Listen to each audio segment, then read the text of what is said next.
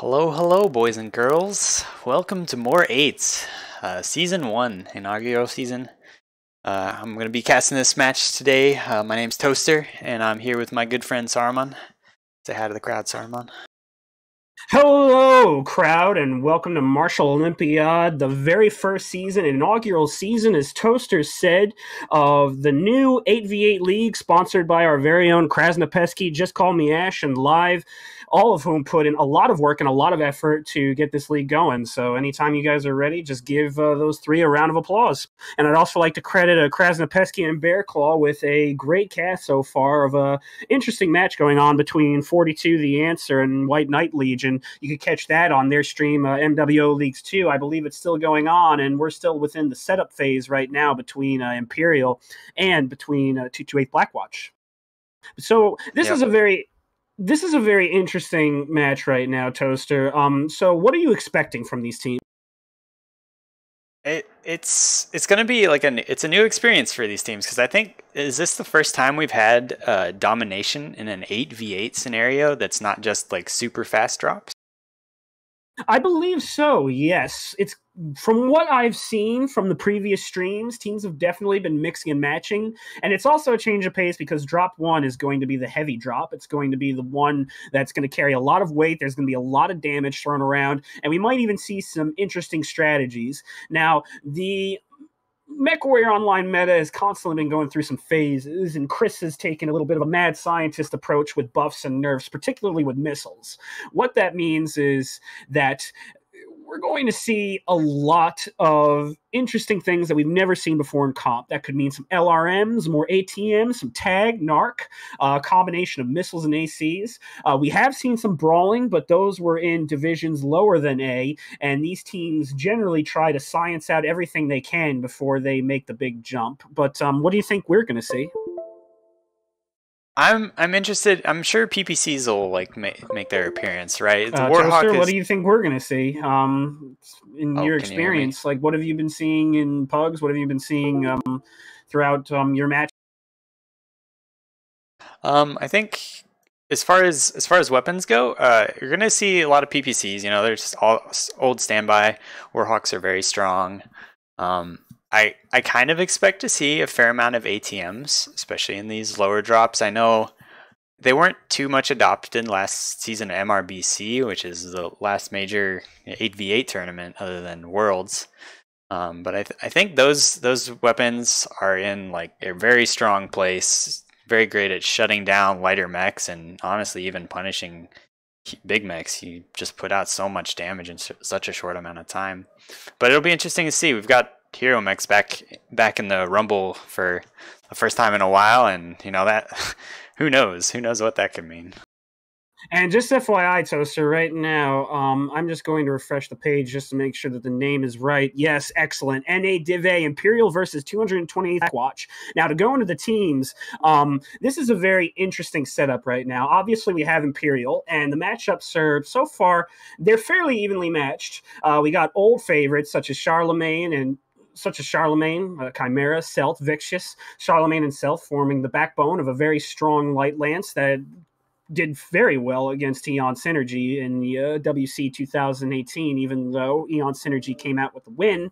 And we still have the tried and true combo of Bowser, Chimera, in heavies. And then we got Vicious, Mighty Ramp, Rick Rom, who could probably flex into mediums and heavies. But the big thing that we're going to see is Magician. Now, Bowser and Chimera are the primarily assault heavy pilots. Magician has always been known as a heavier pilot, but he's going to make a very interesting addition to this EmpyreaL roster. He's definitely got a very long history of leadership. He's a very conscientious strategist. He's very peculiar. He's very detailed. And I'm wondering if he's going to add something to this team in EmpyreaL that we haven't seen in a while. Meanwhile, on the other side for 228, it's kind of some vets along with some new names. Panic Button carrying the torch as always for 228. You got Todok the Potato Hunter, who's been there for a while. Dom925, who's somewhat new, but has also been a staple in 228 as a bench warmer who's managed to work his way up to the ranks to become a starting player, and admittedly, he deserves it.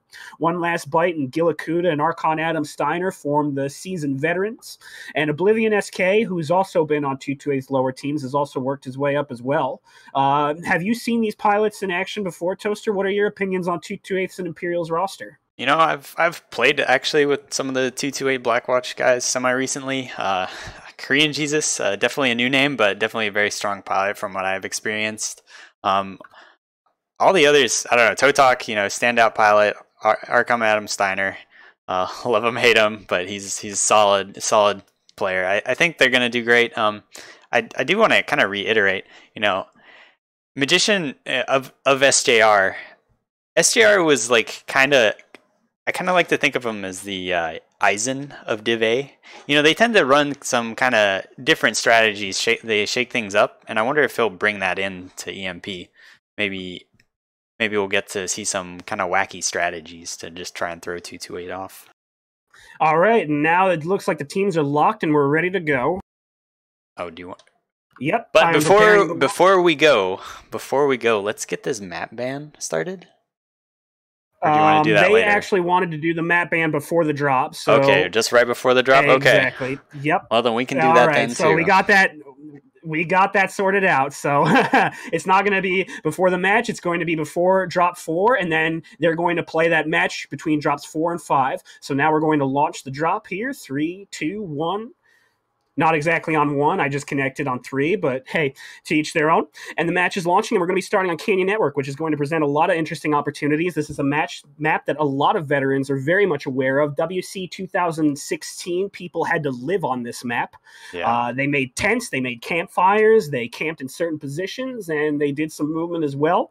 Some people would say that this map is a little too tired for the competitive scene, but I feel like that the symmetrical variant of this map, the fact that it's very well balanced, the lanes and the terrain kind of all operate in a way that allows for a manifold of strategies, allows this map to really never get tired, at least in my heart.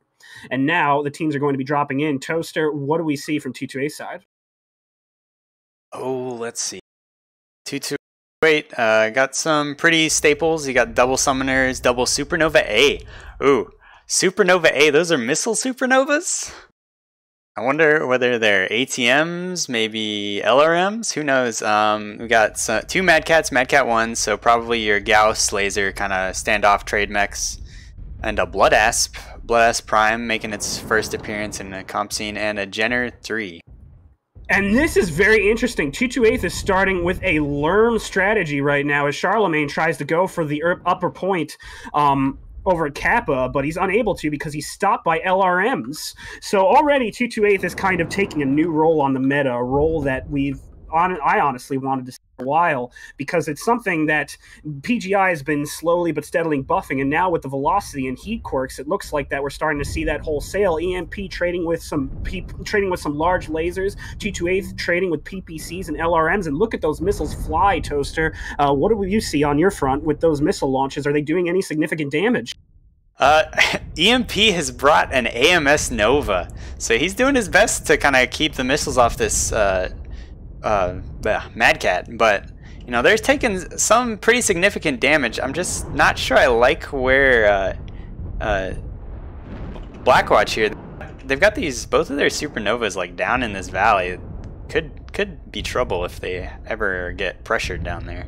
But it looks like they're not getting pressured because EMP isn't really moving up, and they're allowing the LRMs to do their work. It looks like that EMP has a boatload of missiles easily. They got missiles on their Mad Cats. They got missiles on their Supernovas. I'm counting at least 3-4 different Lerm mechs, and it also looks like that they have a summoner creeping up from the Kappa point to lay down some serious projectile fire on EMP. The AMS Nova is trying to do some work, but it looks like it's really not making a difference, even though the percentages are still somewhat even. Mighty Rant's beaten up at 55%, but if you look at him, it doesn't seem like the damage is all that bad. And already, Chimera has gotten a pick on Panic Button.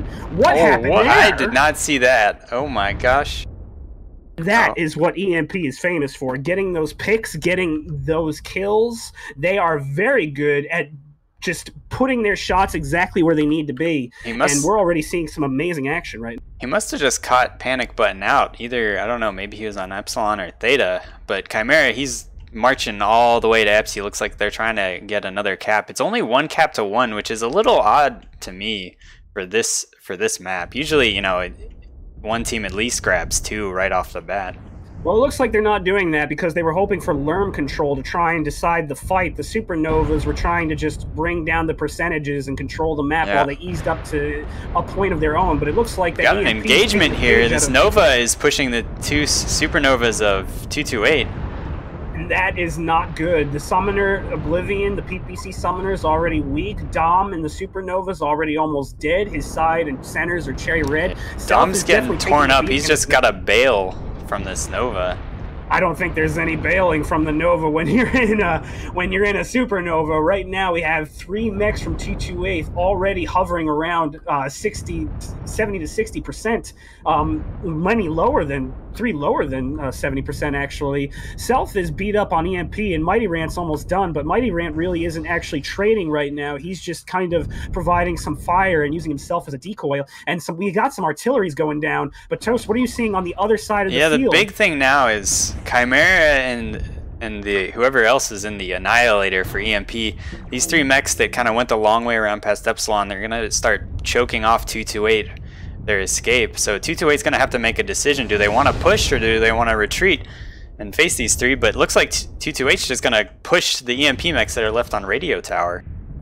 And we're starting to see that the light mechs are providing as much support as they can. Charlemagne is tearing off some pieces of that Supernova, providing whatever he can, using his armor to try and bolster that flank as much as possible. And 228 is making a very smart decision. They're trying to push through this flank, but it doesn't seem like they're going to have enough armor to get it done. Celt's brought down and Bowser's also brought down. So right now EMP lost the bulk of its Lerms and AMS cover, but Charlemagne is picking up a kill and trying to get out of there as fast as he can. Vicious is down as well, but it's still 2 to 3, but the percentages are fairly even. The mechs that are still alive for EMP are very healthy, but the fact that this is missiles left doesn't bode well for EMP. They can very easily get learned. It's 6 to 4 right now, so EMP's down because those 2 mechs, their 2 assaults, took the long way around, but maybe they can clean up these kills. I'd say the percentages are in their favor, but they just don't have as many bodies.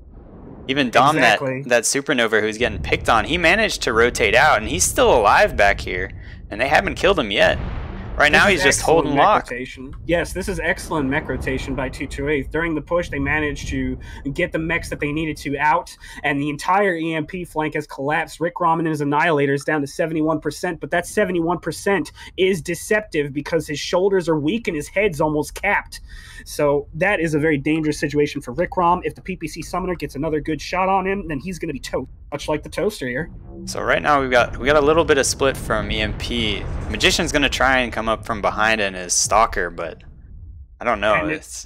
This is a pretty brave move. He's not getting much damage from Lerms, and he's putting down as much large laser fire as he can. He manages to pick off the potato hunter from the back, and he's trying to get this flank, but at the same time, he's also getting harassed by the PPC Summoner. Yeah, it's the PPC Summoner. You don't want to focus on him, but you ignore him too much. It's going to be a pain. Magician's he's just diving. He's just diving in now. He's giving his back to this Summoner. I'm not sure. I kind of would have liked to stay up there, but I guess he's got to use what armor they have. Yes, Magician, last one left. It's going to be a very tough fight if he wants to try and pull it out. That Mad Cat back there looks awfully fresh. And the worst part is that the 2 mechs left are Summoners. Those mechs are faster than the Stalker that Magician's in. And One Last Bite is actually a very skilled Pop-Tarter. In the past WCs, he was put into a Hunchback 2C and did very, very well with it. Oblivion SK for 228 is also very good in Pop-Tart. Oh, Magician overheats. Exactly. Might be the death of him. And there goes his other side torso. Now, EMP does have a cap lead, but that's not going to matter much now. All 228 has to do is cap 1 point, and this match is decided to 228. What a match. Yeah. There's a strange rotation for this map. Like, everyone's sitting down in the low ground rather than taking the ridges. But I guess maybe that's just kind of by virtue of how many LRMs were there. You got to try and use the cliffs as some amount of solid cover. But I don't know. 228 seemed pretty confident that they were going to win that at the end. They had one of their summoners just off capping while Steiner and I don't know which one of the summoners were fighting Magician, but Well, in all honesty, the fact that they were down low in the cliff actually makes a lot of sense for LRM mechs because the LRM arc allows the supernovas to essentially shoot over cover, and being in the low ground in those divots at the very back of the map technically constitutes as cover. You know, with those LRM mechs, they can cover the entire map, but looking at the damages, it seems like the LRM mechs really tried to do their best. If you look at the damages, the supernovas did work. Dom and Admiral Korean Jesus combining for 1,300 damage, Oblivion SK and One Last Bite doing what they can. Archon Adam Steiner doing almost 1,000 damage in his Lerm Mad Cat. Absolutely insane. And the Lights from 228 doing just enough to get the locks to bring in the win. Panic Button probably wasn't supposed to do any damage. He was supposed to just get targets. Yeah. It was a hard-fought battle. But I think Mighty Rant and his Mad Cat on Radio Tower taking all that Lerm damage at the start, that definitely kind of put them down. And it was, at that point, a catch-up game. Yeah, it was kind of a drag because Mighty Rant was the Mad Cat too. He was carrying a lot of firepower, and doing only 101 damage in that mech is really hard to cast.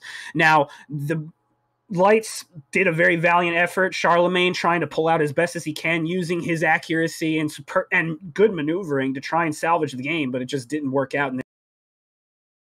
Yeah, and I definitely think another key point was Chimera and Chimera. Chimera and the Annihilator Rickrom, they took that long circle around, and it almost looked like it was going to pay off, but 228, they caught wind of it, and they pushed the rest of EMP before really Chimera and Rickrom could position themselves ideally.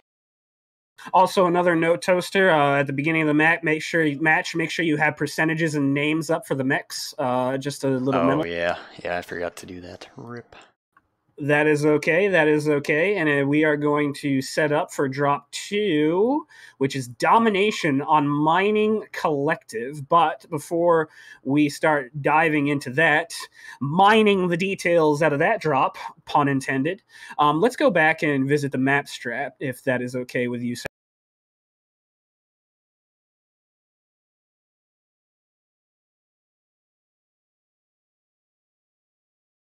Let me know when you have that open, and I'll be good to start. It's up? It is up. Okay, excellent. So what we've seen from 228 is that they were taking very classic Lerm positions within these canyons, within these canyon areas around C3. Like, these can... okay. Basically, these canyons are the... Oh, okay. Basically, these canyons are their main position. They were basically lerming from at the back of Delta 3, and this makes a lot of sense because EMP was trying to take firing lines along these areas. Their Annihilators and their other trade mechs were along Delta 5. Meanwhile, they had their lermers stationed at Alpha to try and stop the push. Now, at the beginning, 228 loves this kind of setup. They love setting along this Charlie 4 line, but after getting involved in a crossfire with the mechs from Echo 3, they realized that setting along that Charlie 4 line simply wasn't an option. So 228 basically used all the weight they could to barrel down through Delta 3. Not necessarily a NASCAR, I'd say a half NASCAR. And at that point, it was a really hard sell for EMP to try and hold this area, because the biggest problem was that a lot of their tonnage, mainly Mighty Rant, over here was already lermed. The percentages were kind of even, but the indirect fire of the lerms meant that the mechs in Delta 5 were essentially out of the equation. Yeah. So it would have been better if they'd had supernovas over there, because they at least could have got some damage in. But they had the hurt Mad Cat, who was stuck on Radio Tower Hill, while the more fresh Annihilator and the fresh Mad Cat, they were the ones that had taken the long way around. That really, I think, bit them in the butt. It really did. I would agree with you 110%. And the biggest issue with EMP's positioning was the fact that they just sacrificed their lerms trying to sit up in this E3 corridor, and they just got pushed on. Now, this E3 corridor is actually very strong for lerms, but 228 managed to use the summoners to kind of get around the flanks, and the heavy unit was just too slow from this side in order to stop their advance. And what this eventually equated to was that the main direct fire of EMP wasn't really able to assist this area as much as they wanted to. Essentially, what that meant was that 228 had free reign during that push, and they turned what was essentially supposed to be an even matchup into an 8v5 matchup because a lot of the direct fire that EMP had wasn't able to join the fight. But at the same time, the indirect fire EMP had was getting crushed under the weight of 228. And along with the skilled maneuvering of the summoners, props to One Last Bite and Oblivion SK for using their mobility as much as they can. You had a summoner pop sniping up from back here. You had pop sniper moving from this area. And essentially, they had EMP... Oh, wrong line. You had... Hold on. Let me fix that. You had basically 228's summoners flanking from these sides. And essentially, this meant that EMP was stuck in just this giant foxhole that they couldn't get out of. And that was the wrong line again. That they had EMP stuck in this giant 228 had their heavier stuff down in the low ground, which, you know, kind of worked for the Lerms, but they still had these faster elements that were able to kind of maneuver the edges and get up top, and, you know, they're hard to ignore, right? They're summoners, or that's what they do. They just annoy you to death. Yes, I feel like another thing that EMP really didn't do that well was that they didn't maneuver out of that Echo 3 area well. They kind of sat and stood their ground, and looking at the percentages, that definitely made sense. But overall, it was the move that kind of got them killed. But at the same time, it's really hard to ask that much weight to shift around. When you're stuck in a hole like that, there's no way of getting out of it. And admittedly, the Lights tried to do what they could, Charlemagne and Self putting out as much damage as they could, both of them putting 800 out respectively. But I think that the Lights might have been better served almost going after the Summoners and regrouping with the main body for the push, since it was very important for them to try and get rid of the Summoners, since once Panic Button was out of the equation, it was probably the Summoners that were doing all the spotting for 228's LRMs. Yeah, the Summoners doing the spotting. And the fact that they let that one supernova that kind of got beat up early Dom, you know, he managed to rotate out, and at 55%, I'm pretty sure he was halved. They still let him sit back there and learn them for so long. You know, maybe they could have tried to pick that guy more aggressively while they dealt with the summoners that were kind of wrapping around them.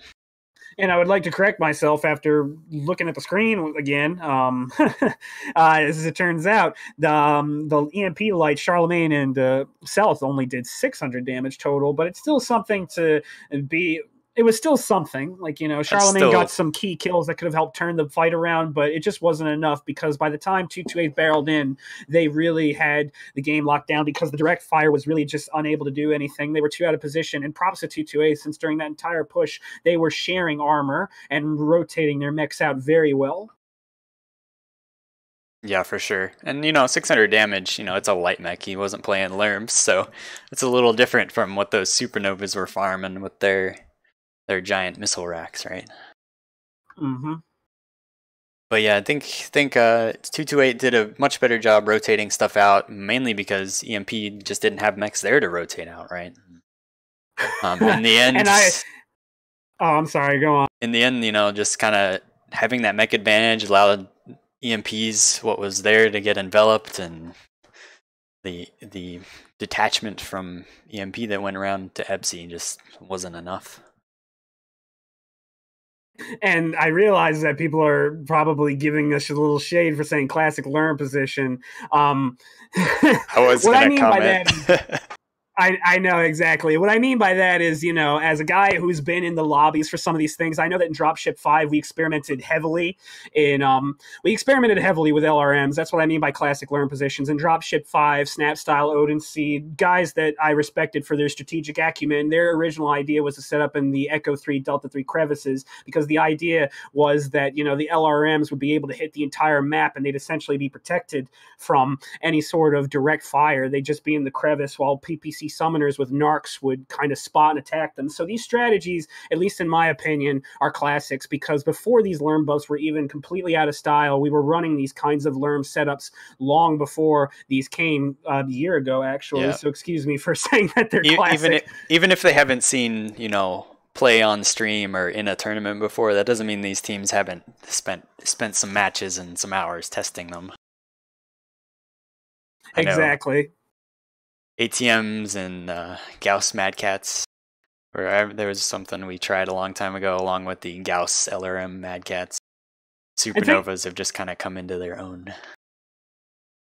And you know what? Thinking about it, I'm surprised that we didn't see more ATMs. It feels like that in this kind of match, if you swap the Annihilators out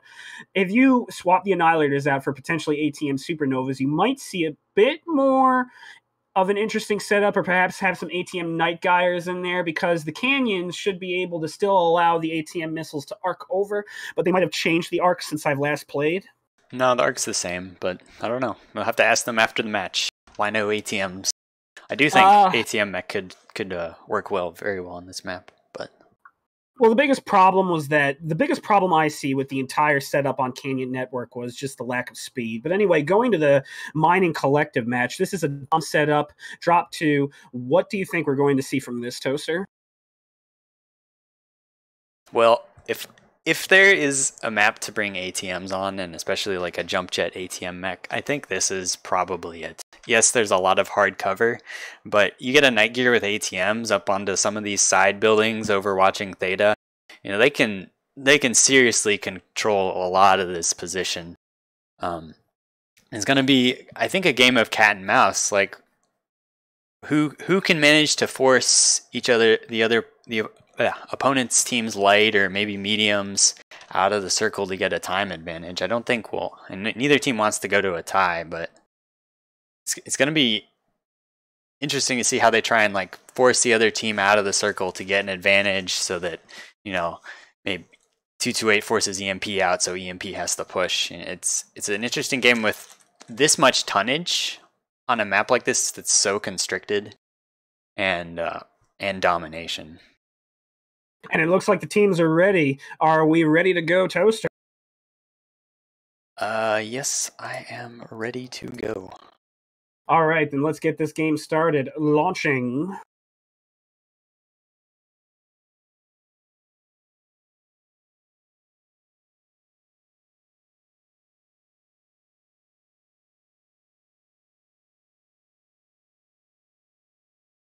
Mining Collective domination. This is going to be a very interesting setup. Mining Collective is another staple of comp maps. A lot of comp teams really favor Mining Collective because, like Canyon Network, it allows for a lot of varied strategies. The favored one in the meta for the longest time has always been setting up on high ground with jump jet mechs and pop sniping anything, or combining that with some speed brawl with mechs like assassins and getting up top to try and force said pop-tart mechs to their position. I remember way back in the old days of the meta, Night Gyre and Hunchback 2C used to be king because of how effective pop sniping was at these positions. But I think now ATM pop sniping all the rage, if you catch my drift.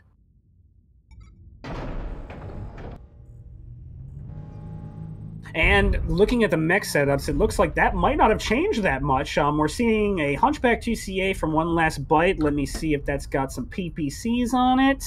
And yes, it does. Looks like 228 staying with the tried and true. And why not? They were the one that won the last match with the One Last putting down some shots. What are you seeing from EMP? Give me a second. You keep going. I gotta fix something. All right, fair enough. If we're in a radio cast, so be it. Stealth and Charlemagne, the two light pilots of old, the Wonderkind, are going with Wolfhound 2 and Piranha 2, jump jetless mechs, which is a very interesting choice since they might not be able to get the best shots on mechs on top of the hill. Meanwhile, on 228's side, you have the Javelin 11A from Panic Button, and you also have another Javelin 11A from Nita Pickle. So Panic Button and Nita Pickle very much are going to be using the high ground and thinking about forcing some of those Overwatch mechs off. Just Call Me Ash going into Kintaro 18. It'll be interesting to see what that's all about. SRM 6 Artemises, so it looks like it's going to be a brawl setup. And then after that, you got the Vulcan from Vicious, a Summoner from Bowser, Nova D from Zio. So there's definitely a fair amount of jump jets over on the EmpyreaL side. But at the same time, for 228, you have Archon Adam Signer in a Hero Supernova, a Boiler. It's got UAC 20s and medium pulse lasers. That mech looks like it's going to hurt a lot. And then after that, you also got Oblivion SK and a Huntsman. The setup on that mech's going to be interesting. Let me see that real quick. I believe it's Brawl. No, it isn't. It's Pop Sniping. So T28 is mixing some old and some new in this game. And right now the trades are going out. PPCs are flying. Gillicuda, Totok, the Potato Hunter, under 90%. Gillicuda took a huge hit from an artillery strike while he was up top. His Nova taking a lot of damage. Meanwhile, EMP is overall very fresh. Chimera, Vicious are the lowest ones at 91%.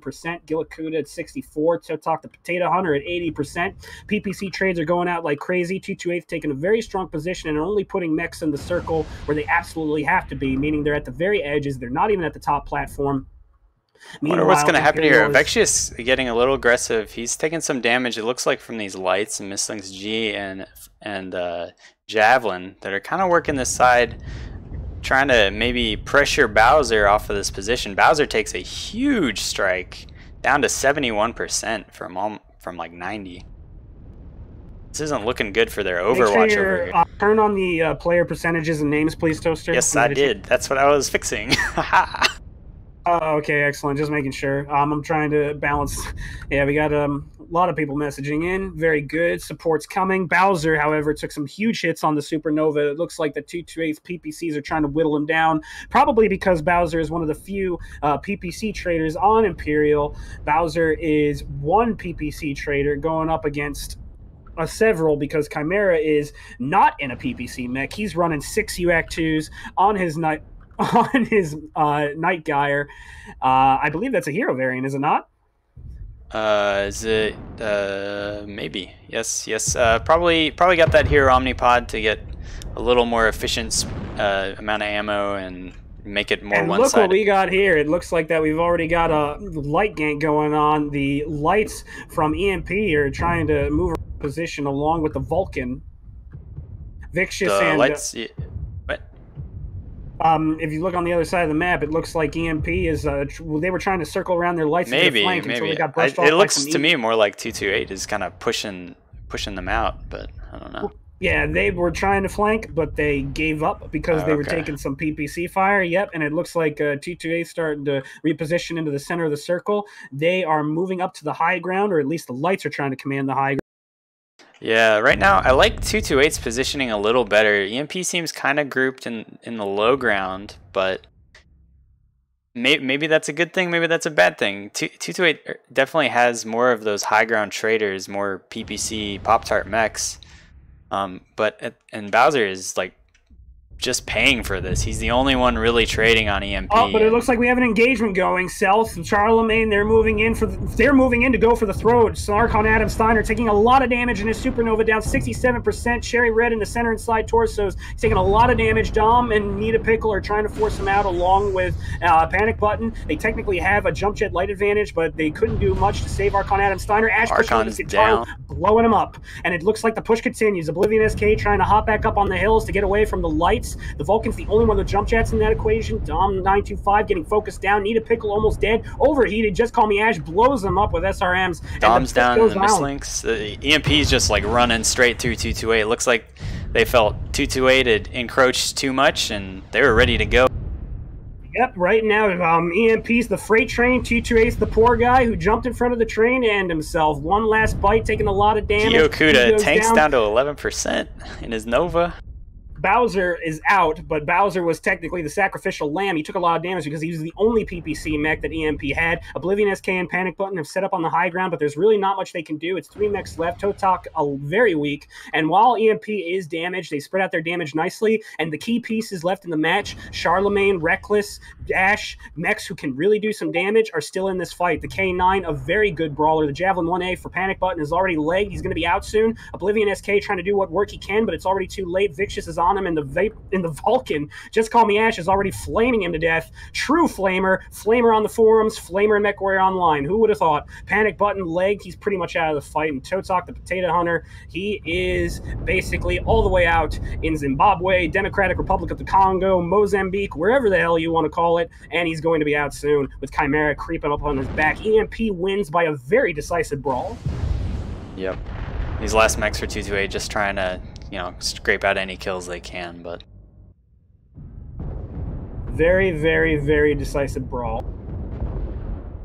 Excellent maneuvering on both sides. I like Bowser's trading. He managed to stay alive for the moment that it mattered. And look at this damage spread for Imperial. Very spread, very solid. And even despite the fact that Bowser was the only one that was able to pop tart, he still did some pretty good damage. Charlemagne and Self doing a decent amount of damage. Ash didn't do that much damage in his Kintaro, but he did do a lot of efficiency. Chimera, however, was the MVP for Imperial, pouring out the damage with those UAC 2s, just raining hell on all the team. Vicious also playing his part well by acting as a shade with the lights, and Reckless doing what Urban Mechs do best, tanking it while doing the damage out. On the other side, you have 228. Gilakuda struggled with a little bit in his Nova. Dom and Nita Pickle got picked out early, probably because they were out of position. They were with Oblivion during that push, and they were essentially the brunt of the spear of Imperial's push, and they got focused down and killed very early. And credit to Charlemagne and Celt, they jumped on those lights very quickly and put in a lot of damage. That's probably why Charlemagne and Celt's damages were lower. They were focusing on lights and mediums at the beginning, and they did their jobs well. Nita Pickle and the other light were simply unable to really respond. I believe the other light was One Last Bite, if you can correct me. I believe you're correct. I'm not entirely sure. Let me look. It was Dom in the Mistlinks and Nita Pickle in the Javelin. So yeah, definitely. I think it was just EMP felt that they were the better brawl team. They saw that 228 and moved some of their heavier mechs up on top, especially that Boiler. I guess Boiler probably going for the double UAC 20 now with that Ghost Eat quirk. And unfortunately, Archon got picked 100 damage, 109 damage, or 188 damage. It's not too bad, but you definitely don't want to see that mech 90 tons go out so quick. Archon, Oblivion, and the two lights were definitely not in the best position to receive that push. I would say that's almost a bit of a lack of scouting on their part. EmpyreaL, however, was also extremely, extremely aggressive. They were very decisive in a push, and that is the EmpyreaL we need to see. It feels like it was that lack of commitment that cost them the first match because it took so long for the Assaults to rejoin, but they definitely more made it up in this match. And let's go to the map, if you don't mind. But first, let me just get these invites sent out again. Yeah, let's go to the map strat.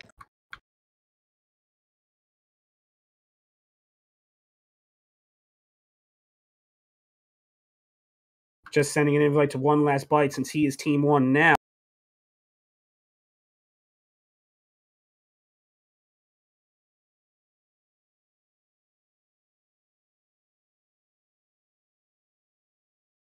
So as far as things went, EMP, they did their thing. They kind of set up down here. Why is there not a draw tool? Wrong color. EMP's blue. Yes, EMP's blue. So let me not get these sides wrong. So EMP had Bowser up here, up in this. Up in the Spire, trading alone since he was the only PPC man.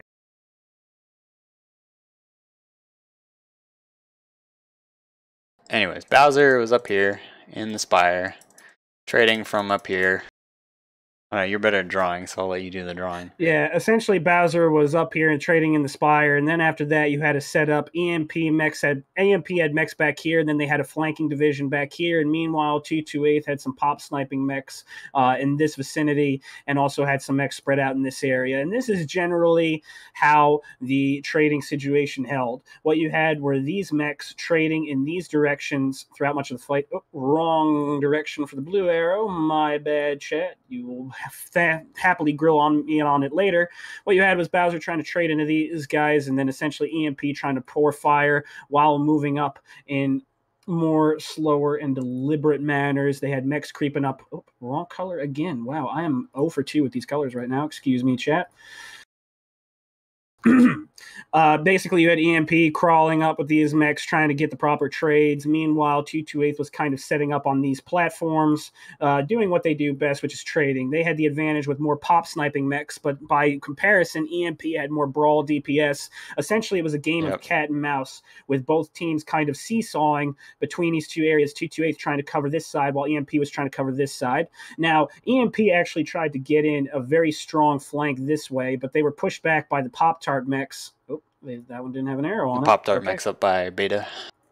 Exactly. EMP tried to push that way. The Pop-Tart mechs by 228 stopped their advance on that corridor, so the flank kind of fell apart. But at the same time, EMP kind of... Oh my god, that arrow's red too. I am 0 for 3 on this. Okay. EMP tried to do a flank this way, but were stopped by EMP's by 228's Pop-Tart mechs, which was a very smart move by 228. They tried to creep up more as they saw EMP's movements to gain control of the circle, since at the time EMP was having circle advantage, and EMP knew that they had circle advantage. And EMP knew that when they had circle advantage, that was the time to push. You had Just Call Me Ash leading up a push up the middle. Oh my god. Yep. EMP had kind of gathered down here below Theta. And as soon as they saw that, the Blackwatch mechs had kind of moved to take up this position, they said, "All right, we're jumping," and they just went straight up and over into 228. Yes, and that was probably the best move they did. They recognized that 2 had already moved up much of their heavy contingent was in this circle, or had already moved up to the circle now to try and gain better position with their heavy weaponry, because when EMP closed the gap and set up in this vicinity, there was no way that the mechs up here could ever gain any sort of range advantage against them. When that happens, you have to try and move to these positions. You have to move in these directions, and you have to try and get Overwatch into that area. But what that does is that works in EMP's favor because of their brawling setup, or their DPS setup. You had Chimera, who was kind of hovering a little bit of a distance away, pouring down fire on them. You had Ash, the lights, Charlemagne Self, just steamrolling in through the side and knocking out 4 mechs almost instantly. Archon Adam Steiner, as you said, only doing 180 damage. The 2 lights, Need a Pickle and One Last Bite, almost getting picked completely. And 228 basically put into an uphill battle as 4 mechs were either put beyond, basically cut into beyond repair, or simply put out of commission by being destroyed. Yeah, they just got kind of baited in a little too close, and then they weren't able to kite EMP enough to put enough damage that they could overcome the DPS deficit of, their kind of tradie mechs versus EMP's very much more brawl-focused deck.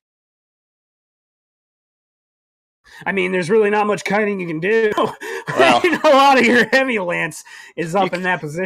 You can't do much kiting, but you want to do more than that. You got to get a little bit of damage in before the Brawl Nova and that sort of thing closes on you for sure.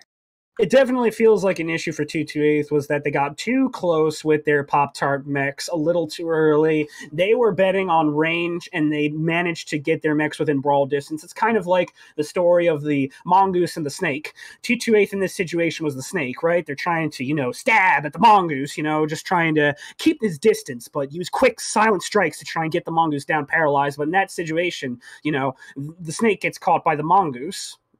In that situation, EMP was the mongoose. They put their paw on the poor snake's neck, crushed the neck, broke it, and had a nice feast. 228 snake's neck, I would say. And, it worked out perfectly. Yep, for sure. And so what's the next map? Remind me.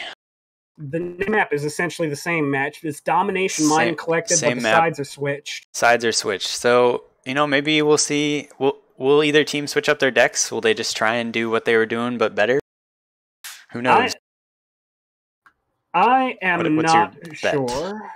My bet is that 228 and EMP are going to change things up. If there's one thing I do know about Self is that he and Vicious are normally fairly inventive when it comes to changing up their decks. They like to question the norms of things. They like to negotiate different ways to attack different situations. And it's the same thing with Panic Button, which is why these decks are very interesting. We're seeing Lerms at a time when most people didn't think Lerms were being brought to comp, even though people had an idea that they would have a place because of how strong they are. I believe Krasnopesky hinted at it in his last stream that LRM comps would be seen in Div A, and we're starting to see their effectiveness now, but 228 and EMP are really starting to take the leap by showing us how effective these kinds of decks can be. I know that Bowser does love to experiment with ATMs. He used them heavily in Dropship 5 during MRBC's final season before it went on hiatus.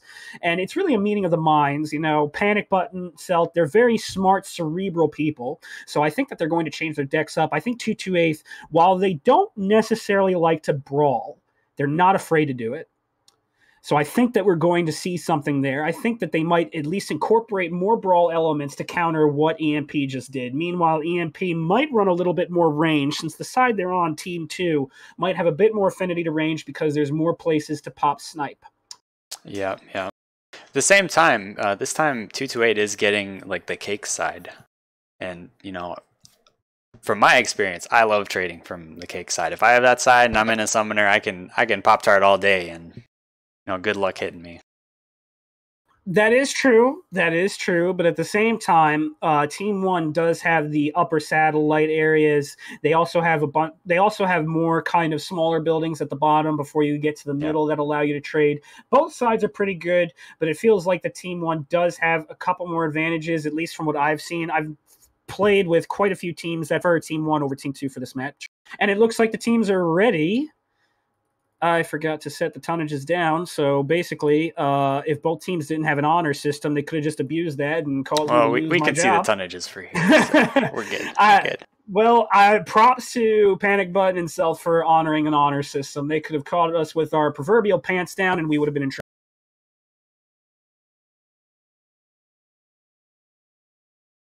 All right, well, we'll see. I'm still hoping for ATMs. It's, I don't know. I hate the weapon because of what it is, but, you know, it's so amusing to play.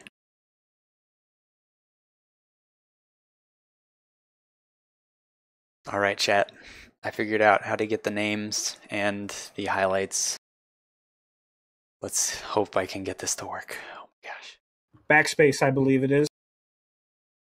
Yeah, backspace and Q. Backspace and Q, Toaster. No, I'm just kidding. I can't follow you. Your chat, when you get a chance, give a special shout out to Toaster, since he's the one that's the technical mind. I'm just the idiot. Oh, I'm a technical mind. Oh, good lord. Yep, you are the technical genius behind this stream, not Saruman of many colors, and it looks like here we go. Interestingly enough, Charlemagne is in a Vulcan, which kind of functions as a pseudo-light, so he's going to be right at home in that, along with Self being in a Piranha. This is probably an answer to 228's more trading strats. EMP is fitting in more jump jets, but the firepower of the Piranha cannot be denied, which is why Self is still remaining in that. You have McGoat in the K9, which still gives it some jump jets, Bowser in a Supernova C. I believe that is medium and larges, so it seems like that EMP is going to be going more for a trading strat instead of a higher brawling strat. What do you see on 228's side? 228, they've got the Assassin 23, 3 Assassin 23, so they're definitely looking for a fast brawl, maybe try and pick something early before EMP can react, and they've got Piranha 3 with them, I assume, Laser Piranha. Piranha 1 is the only real machine gun one. And one last bite in a Hunchback 2 CA. Looks like they do have some people taking this high position on cakes. Hunchback and 2 Night Gears. They're looks like Gauss rifles though, Gauss Vomit Night Gears. So they've got this fast hit and run mob with the assassins, and then these anchors and the Night Gears trying to hold the high lines. Oh my goodness, this is not good. Bowser in the Supernova C is about to get jumped by the assassins and hit by the Gauss rifles, and this was not scouted. Not a good show for the lights, Charlemagne and Self. I know that they're normally impeccable with their scouting, but this is not good. Bowser's getting jumped, and it looks like Imminent and Reckless are trying to respond. McGoat as well. With that all the Kintaro is landlocked though. He's gonna they can't get up there. Bowser's gonna have to back off as quick as he can and see if 228's willing to fully commit. Yep, that is not a good sign. Right now, Bowser is down to 79%, but one last bite took a huge blow. Panic Button as well. While they're trying to jump Bowser, EMP are actually winning the trades in the circle rather effectively, along with the lights putting out some damage, but not a lot. And what we're seeing is that EMP's responded very well to that push, but what are you seeing about? In the meantime, 228's, they're heavier elements. They've moved down off cakes. They've come almost like all the way up to Theta. And, you know, EMP's just put in this position where they can't really fight them across this very long range. So they're backing around into the corner of the map, and 228's just kind of taking control of the center. Yep, and you know what? While the damage wasn't exactly what 228 wished, I know that they probably wanted to get some picks. Stealth is extremely weak in his Piranha because he's been trying to hold the circle with Charlemagne, and it looks like that he's hurt where it counts. He's already lost a side. And then we also have Bowser in the Supernova, who took a huge beating throughout that entire situation and lost half his guns, and his other side's about to follow soon. Looks like they've got a streak huntsman back here, or some sort of huntsman. I believe he streaks. And they're trying to get 228's faster guys to push into them, but I don't know if it's gonna work.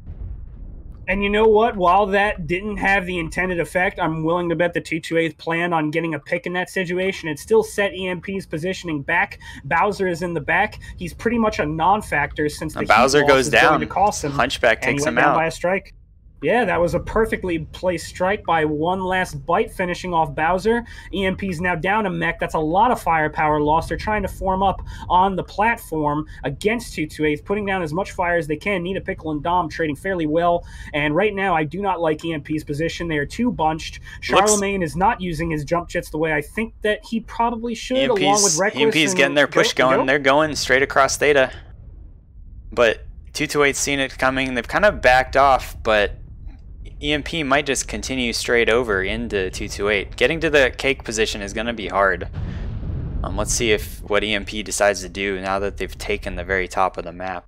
And I am not in love with this movement because the assassins are all spread out and they're ready to pounce the moment it happens, but Reckless and his Vulcans thinking about engaging Panic Button. Panic Button is super weak, so he has to be careful in how he engages.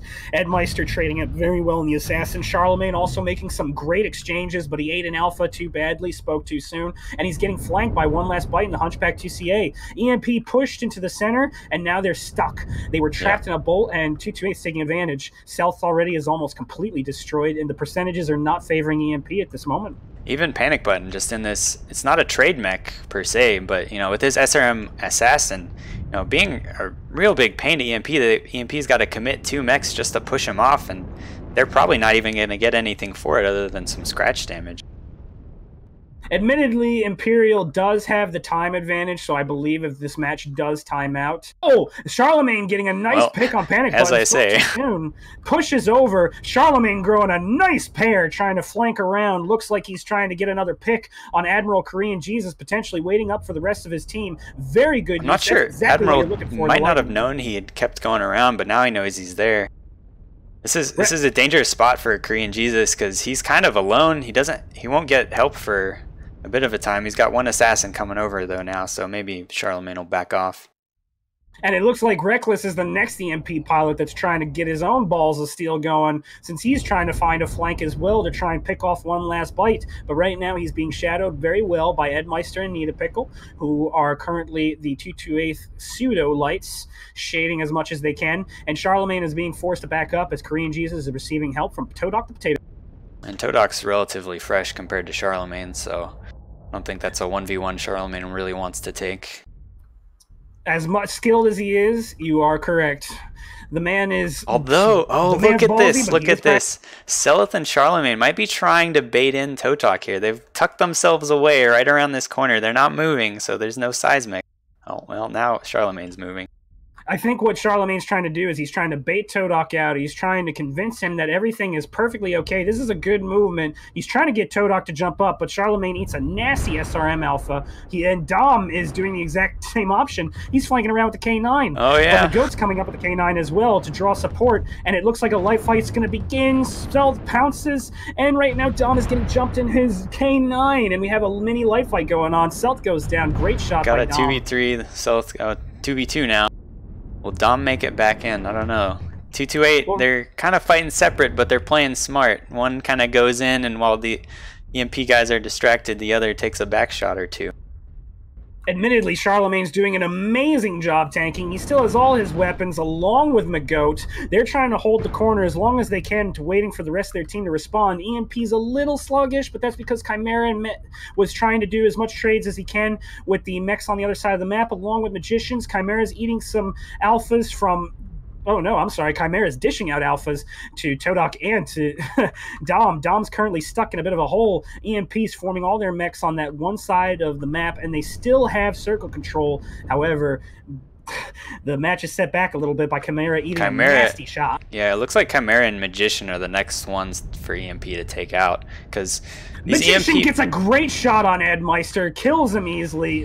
What a good shot by Magician. That's and another looks like assassin. Starting to pull back, and Chimera finishes Dom, and right now the mech advantage has swung 2-3 in advantage of Imperial. This is a weird position for 228 to be in, because they've got these great lines for their night gears, but they also, like, EMP doesn't really have to push into them, and 228 doesn't want to push into EMP.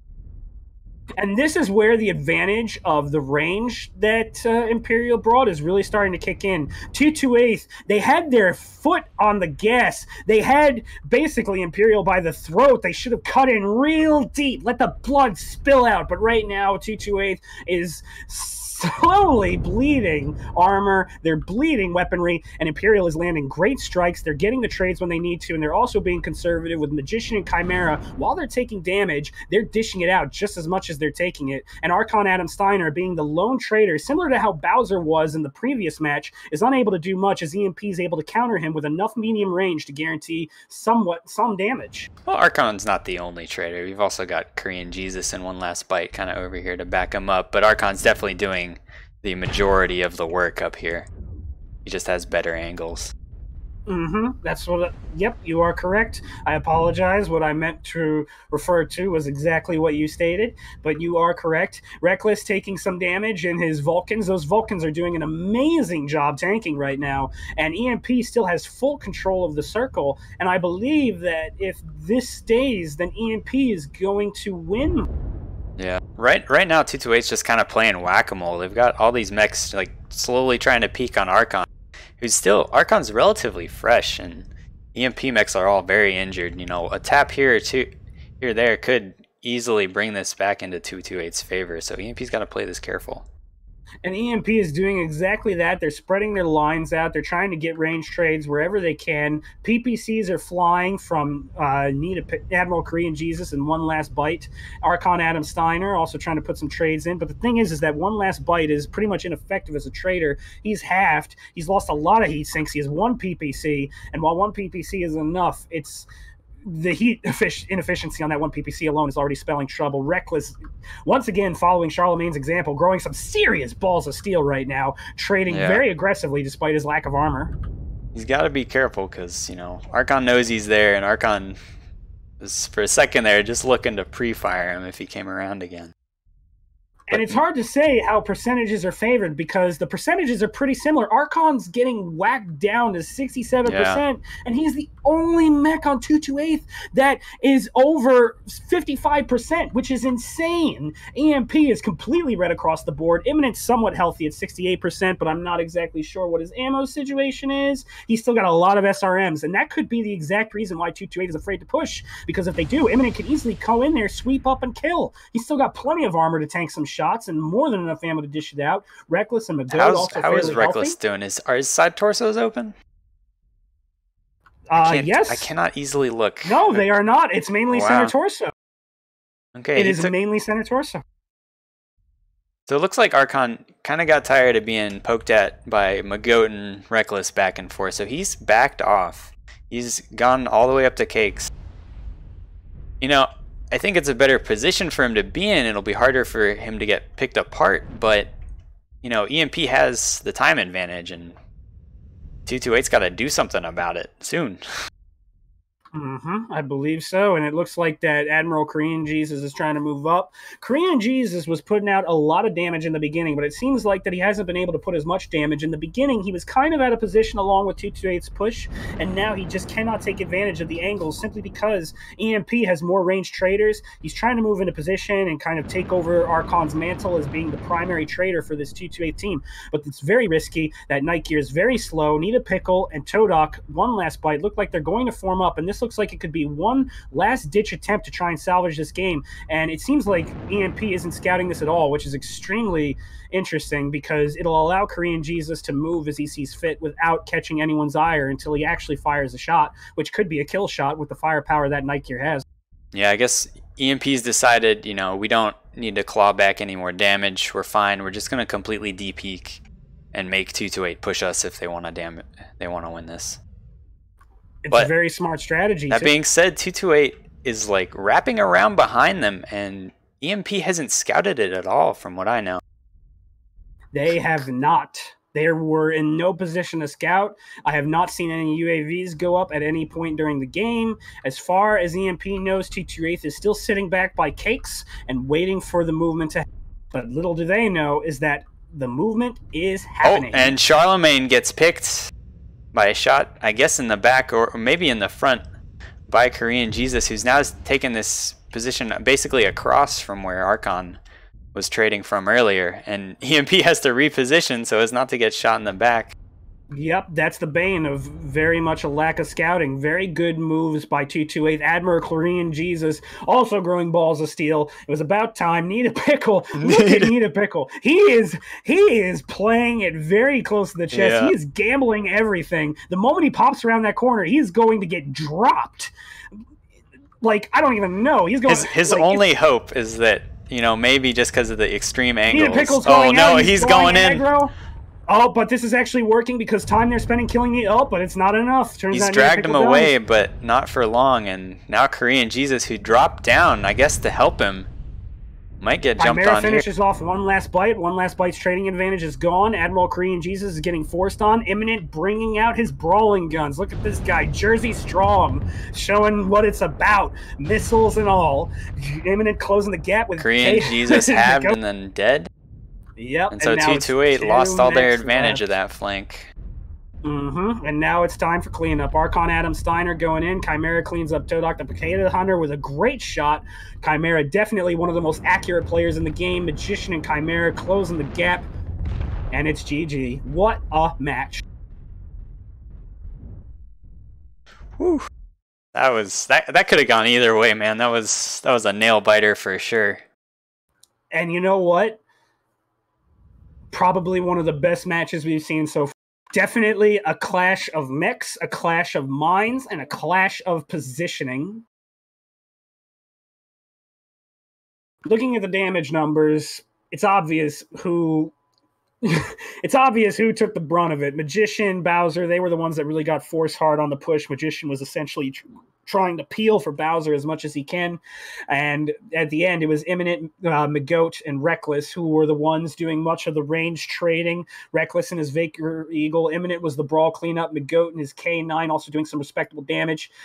Chimera and his Huntsman with medium pulses pouring out the kills, finishing mechs. And it was him, it was Reckless that were doing much of the range trading against Korean Jesus and Archon Adam Steiner. And it's evident in the damage numbers. Archon Adam Steiner and Admiral Korean Jesus doing a combined 1,100 damage. Dom 297. Panic Button and Ed Meister were the assassins that really got beat up in that push. So the push was definitely a ballsy maneuver. It looked like it could have gone in 228's favor, but they did not get the result that they wanted. They needed to kill that supernova. They needed to get picks, and while it definitely set EMP back, the push simply wasn't enough to change the game. Yeah, it was very close. It almost started out so great. It really did start out so great for 228. They crippled Bowser to where he was one shot killed by a strike. But unfortunately, after EMP learned about those assassins, they positioned themselves throughout the rest of the game to really mitigate those assassins' ability to jump anyone. And those assassins, like, you know, after the first minute of the match, they really didn't do too much. And a few moments where a Panic Button was harassing him in the back, but Charlemagne took care of that. Exactly. Charlemagne got a very ballsy pick on some of the assassins in the back and was kind of the catalyst for what started the pick war. His damage wasn't a lot, but he definitely did what was necessary in order to spur his team onward with his movement. And then Reckless quickly followed suit with him and Chimera basically wearing down Korean Jesus and with Archon Adam Steiner with amazing shielding, with amazing accuracy, and amazing play.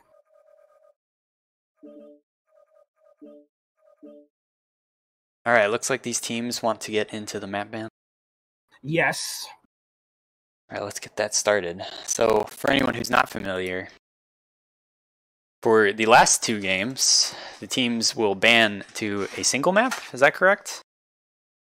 Yes, they will ban to a single map, and they will play that map twice.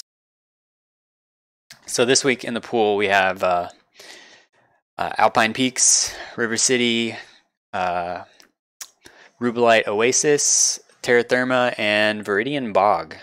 So a wide variety of maps. You got some extreme long range, some short brawl, some kind of in between with Rubelite. So far, it seems like we've all had kind of mid-rangey maps tonight. So I wonder if they'll try and shake things up. Toaster, did they ban anything for you yet? Not yet.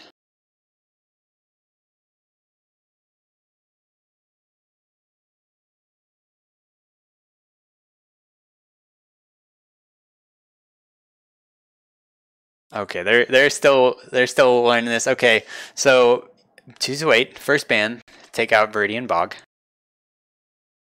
Not too surprising. That's a hard map to play. Next we've got. Oh, what map is that? Rubelite Oasis is banned from EmpyreaL. Smart ban. Rubelite is definitely not a favorite map. You say that, but it's a lot of play in World Championships, so I'm not sure. 2-8 takes out Terra Therma. Don't want to overheat themselves to death, apparently. And then River City's banned. So the map in question that we're going to go with, Alpine Peaks.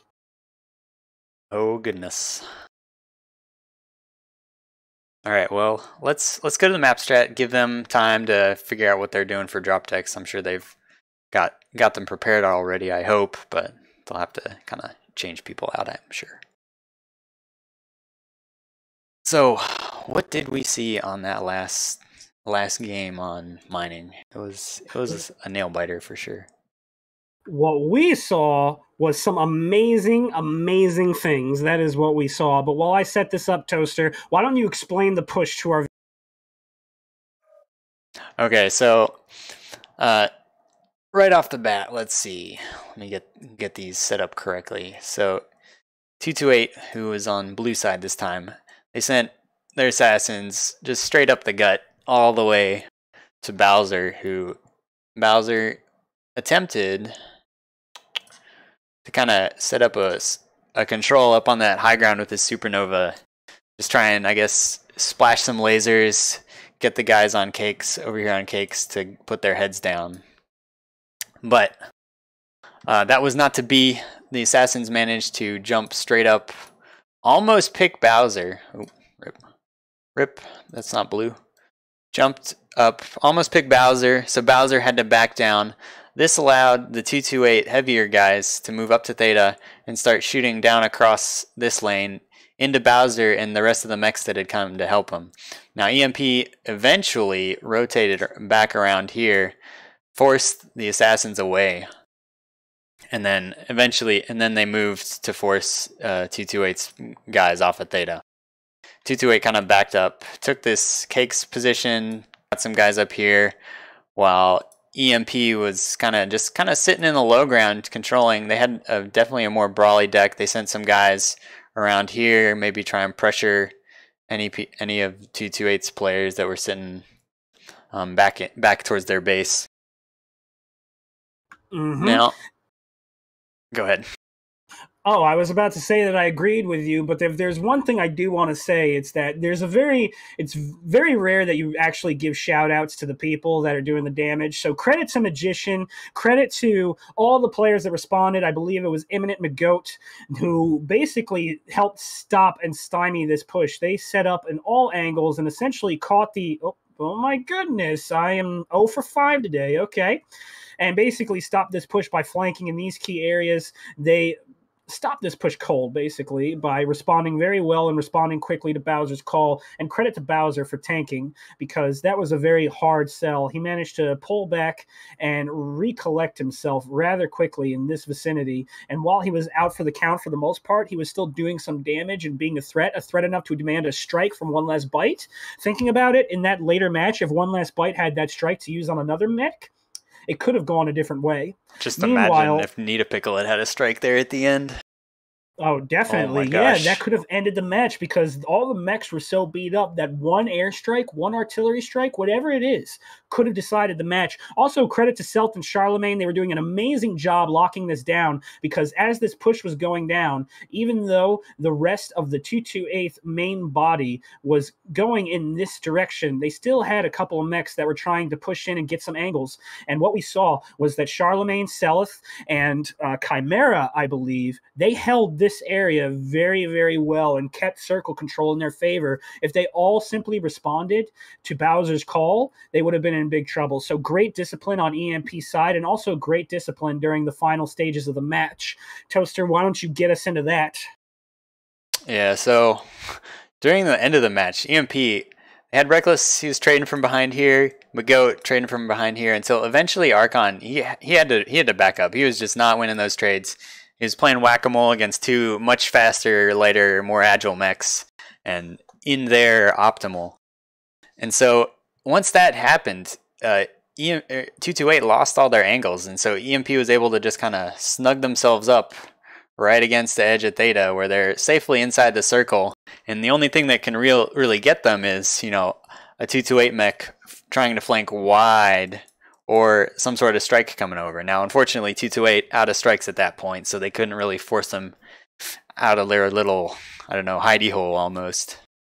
And I would like to draw some attention to the brilliant light play that was going on near the midway portion of that match. You had Charlemagne and Selt getting some flanks, and Charlemagne getting an amazing pick on the assassin in this area, and then trying to bait the other assassin. I believe it was One Last Bite or Panic Button, not sure who, but basically the assassin was over here, and Charlemagne was brilliantly bringing him over to the fold, and EMP, with the assistance of McGoat and Selt, essentially initiated another light fight in this area with 228 responding, and amazingly enough, 228 came out disfavored in that light fight. They did not commit to it. Their ranged mechs were not able to get enough fire to change the outcome of the fight, and the urban mech that was piloted by either Nidapickle or someone else who I can't remember, but either way, the urban mech, whoever was in the urban mech, they were basically dug in here, and you basically had Chimera looking at that mech being like, hey, you're not going to go anywhere, buddy. I'm going to kill you, and you're going to be happy about it. And that's exactly what happened. The urban mech was taken out of commission, and EMP was able to turn a huge disadvantage into something of an advantage in their favor. I would dare say that Charlemagne's first pick and Reckless's aggressive trading over here on this side of the map is what helped turn the game for EMP, because at that time, EMP was definitely on their back foot. They were kind of huddled around this corner, playing very defensive. And then you have those two guys, Reckless and Charlemagne, growing some of the biggest balls of steel I've ever seen. McGoat, I think, mainly. McGoat with the K9 that was up on Theta. I guess Charlemagne was trading from the low ground below McGoat, but I honestly would give that to McGoat over Charlemagne. I think he No. I'm talking about the first trade. That's what I was referring to. Later on in the game, though, McGoat definitely did take over. The momentum swing happened as the light fight happened here, and credit to McGoat and Selt. They really helped anchor this light fight, and then you had Chimera come over here. And another thing that I forgot to mention was Magician. Magician essentially stopped a flank. He planted his mech right here, and you saw one of 228's mechs try and get some fire over here. Nope. Yeah, Magician and Chimera just key holding that spot, because you know that Irby, he really wanted to try and pull EMP like into this area so that the Overwatch from Cakes could just have free reign, but you know, Magician, Chimera were in the perfect position to shut him down without also forcing their team to reveal to kind of fix their Irby problem. At the same time, I'm getting people messaging me saying that basically 228 could have shot a generator and tied it up. But the thing is that 228 didn't. 228, they really didn't have much of an option to really engage a generator. I mean, they technically could have with their heavies, but at the same time, all that does is tie up the match, and I'm pretty sure 228 and EmpyreaL aren't looking for ties. They're looking for wins. So sure, technically, to answer the criticism that I'm getting, a 228 should have just shot a generator, let me try and answer that for you. 228 could have shot the generator, but the point was still remaining that 228 was down not just on time, but was also down on mechs. So sure, they could have shot a generator and tied it up, but once Charlemagne baited them into the light fight, it was technically over. And by that time, 228 saw a perfect opportunity to get picks. At the time, Charlemagne was very weak. They figured that Self was out of position. There were definitely many opportunities that 228 saw beyond getting generators to try and turn the match in their favor. So to answer that criticism, I actually think 228 played it right. Going for a generator is a low risk, low reward situation, and all it does is guarantee you a tie that you lose in points anyway, because you're already down mechs, and you could have continued to be down mechs, because if you tried to go for a generator, you allow EMPs mid-range to kind of jump you. At the time, 228's more close-range mechs were very weak and injured, so 228 had to play it very close to the chest in order to protect their brawl and wait for the right moment. That right moment is not going for generators. That right moment is getting kills and getting a decisive victory, which they thought that they got at this beta point. Like, I actually support 228's decision. I think that with the information they had, going for that is pretty fair. But the thing was that they did it the wrong way. Archon Adam Steiner and Admiral Korean Jesus were trading very well here. They were putting their all into it, and they ended up the match with top damage. But they were not in a position to respond to that, so it felt like that there was kind of a disconnect between the lights and the heavies of 228. You had the lights and the assassins getting a little cocky after Charlemagne got that pick over here. They wanted to fall back to this position to try and grab EMP, who was retreating in that direction, but it just it wasn't a quick enough response, and it was overzealousness from the lights and a lack of disconnect from the heavies. So at that position, they're down a mech. They don't have time to go for a generator. They have to try and go for picks, and even though EMP had more range mechs, the range that 228 had much more killing power. EMP had medium pulse lasers Huntsmans, which, while doing a lot of damage, didn't have the same range and upfront punch that the Night Gyres had. Sure, the Night Gyres had clan large lasers, but at the same time, the Night Gyres also had Gauss rifles, and some of the Night Gyres had PPCs. And I believe that at the time, Oblivion SK, who was in the Hunchback, I believe, he still had a PPC out. And while he wasn't doing a lot of damage, he still could have gotten a pick or two. Yep. I mean, if you're cherry red, one PPC is enough to scare you. But yeah, I think it was maybe a matter of the assassins not quite being aware enough of, like, the fact that they need to almost tether themselves to the sight lines of their less mobile but huge alpha night gears. And it cost them in the end. That it did, and it was just such a beautiful cat and mouse, and it was the perfect demonstration. 228 might not have gotten the pick, but in all honesty, that was a very hard sell to get the pick. EMP's response was very good. 228's push was very good. Yep. And it was just a back and forth between these great teams, both getting picks, both doing what they need to do. But in the end, EmpyreaL was able to kind of slip around and get the picks they needed. Now, admittedly, 228 did an amazing job at the end game by sneaking Admiral Korean Jesus on this top area. Yeah. Wrong color again. Oi, oi, oi, oi, oi, oi. Okay, right color this time. 228 did a great job by getting Admiral Korean Jesus into this area, by getting Oblivion into this area. Nita Pickle being one of the bravest piranhas I've ever seen, sitting in this area trying to get spots, find out where EMP was. But at the end, the damage was already done, and it would come out to sheer skill in order to really come out of that position. They got an amazing pick on Charlemagne, who had his back turned probably because he was expecting to push on this side. He got picked, but at the time, it was the wrong mech to pick. I think his back was turned. I'm not sure, because I know at one point Charlemagne was looking in exactly the direction that Korean Jesus came from, and it might have just been, you look away and that's as soon as they pop up, right? Mm-hmm. The light pilot's worst nightmare. And you know what? Credit to McGoat, too. If they went for McGoat, it would have been much more easier decided, since McGoat did an amazing job of conserving armor. Like, McGoat was the finisher. He was the executioner. So they definitely tried picking the wrong leg in Charlemagne. I believe McGoat was floating around there too, but McGoat was the K9. No one ever suspects the Kirby Strong. All right. The urban mech has always been strong, and I'm going to go out on a limb and say that I loved that trash can for forever. It's my favorite trash can in the world. And I just love seeing it in comp. It just makes me so happy. I don't know about you. People expected it to be a meme, but it's clearly proven itself to be, like, just a staple of comp play.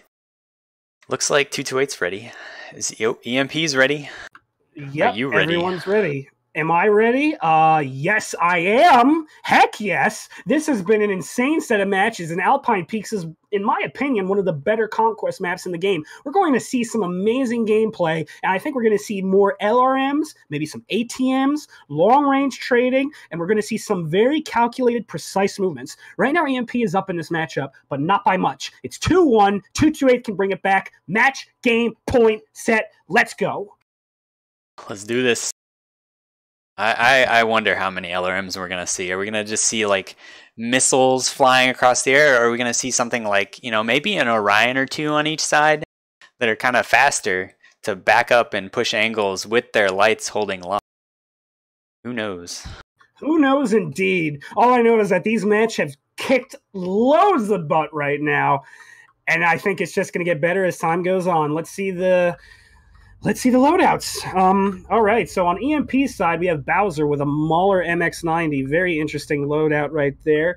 I exited out of it as I was saying, very interesting. Yes, Ultra 2s and PPC, so he's going to be a direct fire range trader. Then after that, you have Radic, Rickrom, and Stalkers and Grasshoppers. Those are easily laser setups, so it looks like that EMP is not going for the missiles as much as I hoped, which could make some sense because they're relying on their direct fire to take them away. Just Call Me Ash, everyone's favorite sausage-flavored caster, is bringing ER large lasers, and Charlemagne's repping the Flea. Oy vey, do or die in that one. McGoat bringing the tried and true Wolfhound. What are we seeing from 228, though? 228, they've got 2 Warhawks, a Battlemaster, 2 Summoner, a Summoner and a Hellbringer Virago, so going for those range quirks on the ER larges with the Hellbringer. And then an Osiris and a Javelin on cap duty. Now, it's interesting, no indirect fire weapons on their side, no missiles, so they definitely going direct fire route all the way. But they're pushing down this hill very slowly. You know, normally I'd expect to see some fighting over Sigma, at least a light on 228's side, try and cap this immediately. But looks like Need a Pickle heading in on his Osiris. And who is this? We got Seleth in the Incubus taking a bit of fire from the assaults of 228. Seleth's just trying to figure out. And it's an interesting light composition to know that 228 went with more range for their lights, while EMP kind of went more all in to bring more brawling lights. I feel like EMP might have made the smarter decision.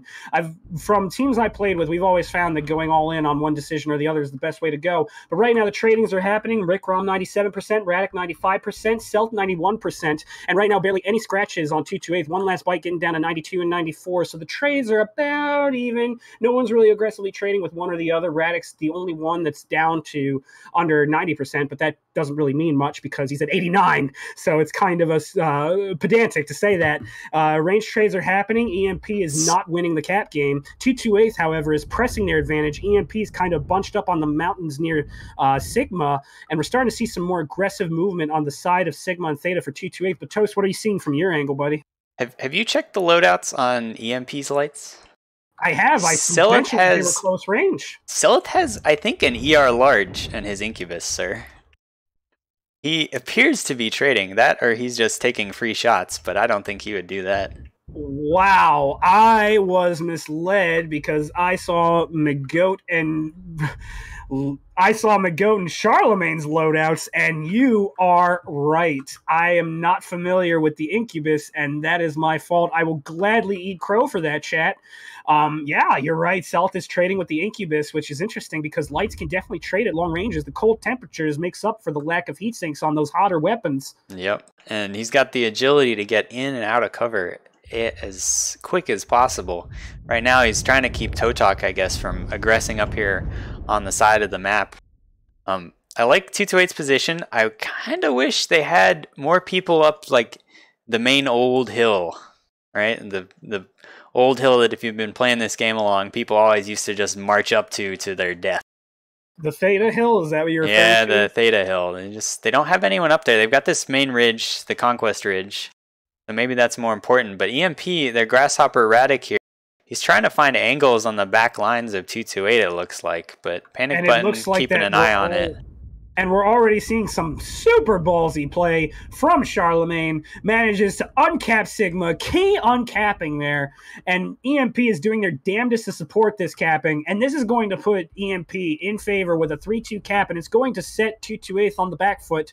They're going to have to start moving to a cap now. Epsilon and Gamma are essentially capped. So EMP has the 3 cap of Sigma, Theta, and Kappa covered. And I don't think EMP is going to be that aggressive at Gamma, even though they technically could with their lights set up. And we see 228 responding with a movement towards Kappa. Yeah, and I wonder if they know Redick and his Grasshopper and McGoat and the Wolfhound are here waiting for him. But this is not something you necessarily want to be waiting for. Yeah, this isn't maybe not a fight you want to take, but if they don't know they're there, maybe they get a free burn it. Redick is eating crow right now in the Grasshopper. 74%. He's taking a lot of damage against those 2 mechs. And right now his Grasshopper is almost open center torso. Rear left side torso is open from the rear. Now CT is open. Redick is taking a beating right now. EmpyreaL in general is a beating. Redick's down to 60%. He may go down Redick soon. might go down here. Is he gonna try and cross? Because there's a Warhawk waiting for him on the other side of this hill. Does the Warhawk see him? Yeah, the Warhawk takes him out. So that's a heavy down for EMP. Oh my goodness, that is not ideal. Redick was very much in the position to get shot at over there by the 2 lights, the medium range lights for 228 doing a good job, forcing me to once again eat crow, as the short range lights for EMP really couldn't have an answer for that, because A, they were guarding Sigma, and B, even if they tried to take the fight, it wouldn't really go to much avail. EMP is trying to use their range to stop the Kappa cap, since if they lose that, then they're going to really be in a hole, but they successfully do. EMP has rotated some of their heavies a little bit to get lines on Kappa, and so 228 lights were unable to flip it, and so 228, they picked the Grasshopper, but they're still down on caps, and this is just a very slow burn match. And with how this map plays, yeah, you might be up on kills, but cap lead can make a big difference. This probably, I would imagine, will go to caps and not kills, but we're already seeing that even though 228 has the kill, their mechs aren't in the best position. Todok, the Potato Hunter, and Admiral Korean Jesus are both open. Admiral Korean Jesus open in his center torso. One Last Bite is also open in his Battle Master. It seems like even though they picked Redick is the only casualty of this trade war. EMP's accuracy is really starting to shine through, and their build selections are also shining through. They're forcing 228 to move to try and counter this 3 cap, and that's something that's not necessarily ideal, because their lights 228's lights, they're getting danger close up here by EMP. Yes, they are. Oh, EMP's lights need to respond to this. They need to do something, because they need to recognize that the percentages are low on the trading mechs for 228 IBR, and that they could potentially counter with some light play of their own. Oh, look at the strikes going down. They're trying to hit the lights to no avail. 228 offering as much cover fire as they can. Even though the percentages are lower, they do win the mech battle. And we have a mech from EMP going all the way to Gamma. And I believe that is who I think it is. Yep, it's Charlemagne and his flea. Jesus Christ. That's got to be why you bring this mech, right? You zip around the map and it doesn't pay the penalty like, other slower lights. EMP is guaranteeing that even if they lose the trade war, they are hell-bent on winning this cap war. And it looks like Charlemagne might have actually brought Cap Excel on that flea, since Gamma's going down pretty quickly, if I'm not mistaken, but I could be wrong. The trades are starting to go a little more in 228's favor, but not by much. Percentages are still down. One Last Bite, Admiral Korean Jesus, Todok the Potato Hunter, they're still open. EMP, while Just Call Me Ash and Bowser are also open. The mechs surrounding them are in pretty good condition. Panic Button and Nita Pickle here aggressing on Bowser. Bowser's getting real hurt. He could go down here. He's having trouble trading just two medium laser Osiris's. That's not a ton of damage, but it's enough pinpoint that Bowser's got to watch himself. Look at the cap advantage now. It's going to EMP. McGoat trying to fend off these Osiris's, but taking some damage from the 228 Overwatch as a result of it. Interestingly enough, Bowser, even though he's weak, is putting out some amazing shots. He survived that blast, and while he has 3 AC2s, he's still kicking with 550 shots of AC2s. They're blowing down a UAV. EmpyreaL is still holding strong, despite the lack of a mech advantage, simply on the strength of their trades, and so far the lights really haven't gotten a significant gank. They're trying to grab Kappa now, and EmpyreaL is having a hard time trying to force them away. And Charlemagne, it looks like he's going to try and go the long way around to go for either a cap at Exelon or go for some ganks. Panic Button just trying to stay out of fire, but with the angles that EMP has on that point, it's very hard. That And being said, we're starting to see what these trades are doing to 228. oh, did Panic Button get legged? Panic Button did Panic get Button legged. is legged. That is not good. And so he's stuck there for the rest of the match, probably. And the strike got him. Great shot by Just Call Me Ash. I believe that was a strike, if I'm not mistaken. But with all that being said, 228, their assaults, they've decided it is go time. They're heading straight to Sigma. We can't afford to lose on caps, but it might just be too late. Managed to sink south, but it looks like that their heavies are really weak, and we still have Charlemagne going around the backfield, capping Epsilon. This game is over anyway. Look at the cap numbers, 740. Yep, they'll never get to Gamma. Is flipped. The moment Epsilon is flipped, it's over, and EMP is just buying time with an Epsilon cap, and it's over. Geez to EMP. What a match. Again, what a match. The flea was expertly used to keep the cap, and credit to every single one of EMP's heavies. Despite being down a mech, they played as if Radic was still alive. And let's look at those damage numbers. Look at the trading mechs. That damage was evenly spread. Celt didn't get a lot done in the Incubus. I don't exactly support that decision, but it definitely probably might have helped on the trades a little bit. I'm not exactly sure. But look at those heavies. Just Call Me Ash, nearly 500 damage. Chimera, 500 damage. Even when Bowser was halved in the beginning of the fight, 400 damage from Rick Rom. These were highly precise shots. And conversely, look at the trading mechs from EMP. Archon Adam Steiner, 230 damage. Admiral Crean, Jesus, 259 damage. Yeah, 228. I'm sorry. Speaking a little fast now. Like, Panic Button and Dom, in their ranged lights, were able to pick up some of the slack, but in the end, it really didn't mean much. The percentages really helped EMP take the advantage in this fight. Yeah. And I will say, maybe Chimera or Celt didn't do as much damage, but I think probably his main goal with that ER large was to be able to keep the 228 mechs off of Sigma, right? He doesn't need to really trade well. He just needs to be able to put in enough damage that they can never flip that cap without like hard committing on him. And that left the other two EMP lights kind of free to move around and do what they want. Mago defending caps, mainly defending Kappa. Charlemagne defending Kappa some, but then circling all the way around the map, grabbing Gamma and Epsi. So like, even if he hadn't grabbed Epsi, the game was over when he had Gamma, and 228 didn't push immediately. And credit to McGoat, too. He was doing a great job holding the line. He tried to protect Radic as best he can and allowed Radic to do some damage before going down. He helped stop the light push by being around the heavies at all times, and his accuracy mattered. He was the one that was putting in precise shots when the summoners were trying to get up close.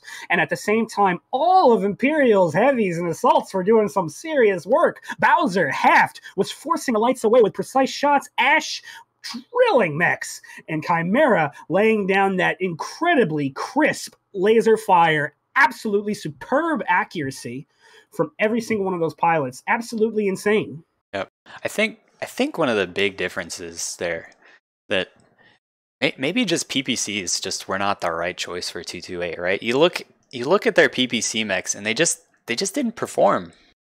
Whereas EMP, they had basically Bowser. He was the only ballistic velocity or whatever PPFLD mech out there, right?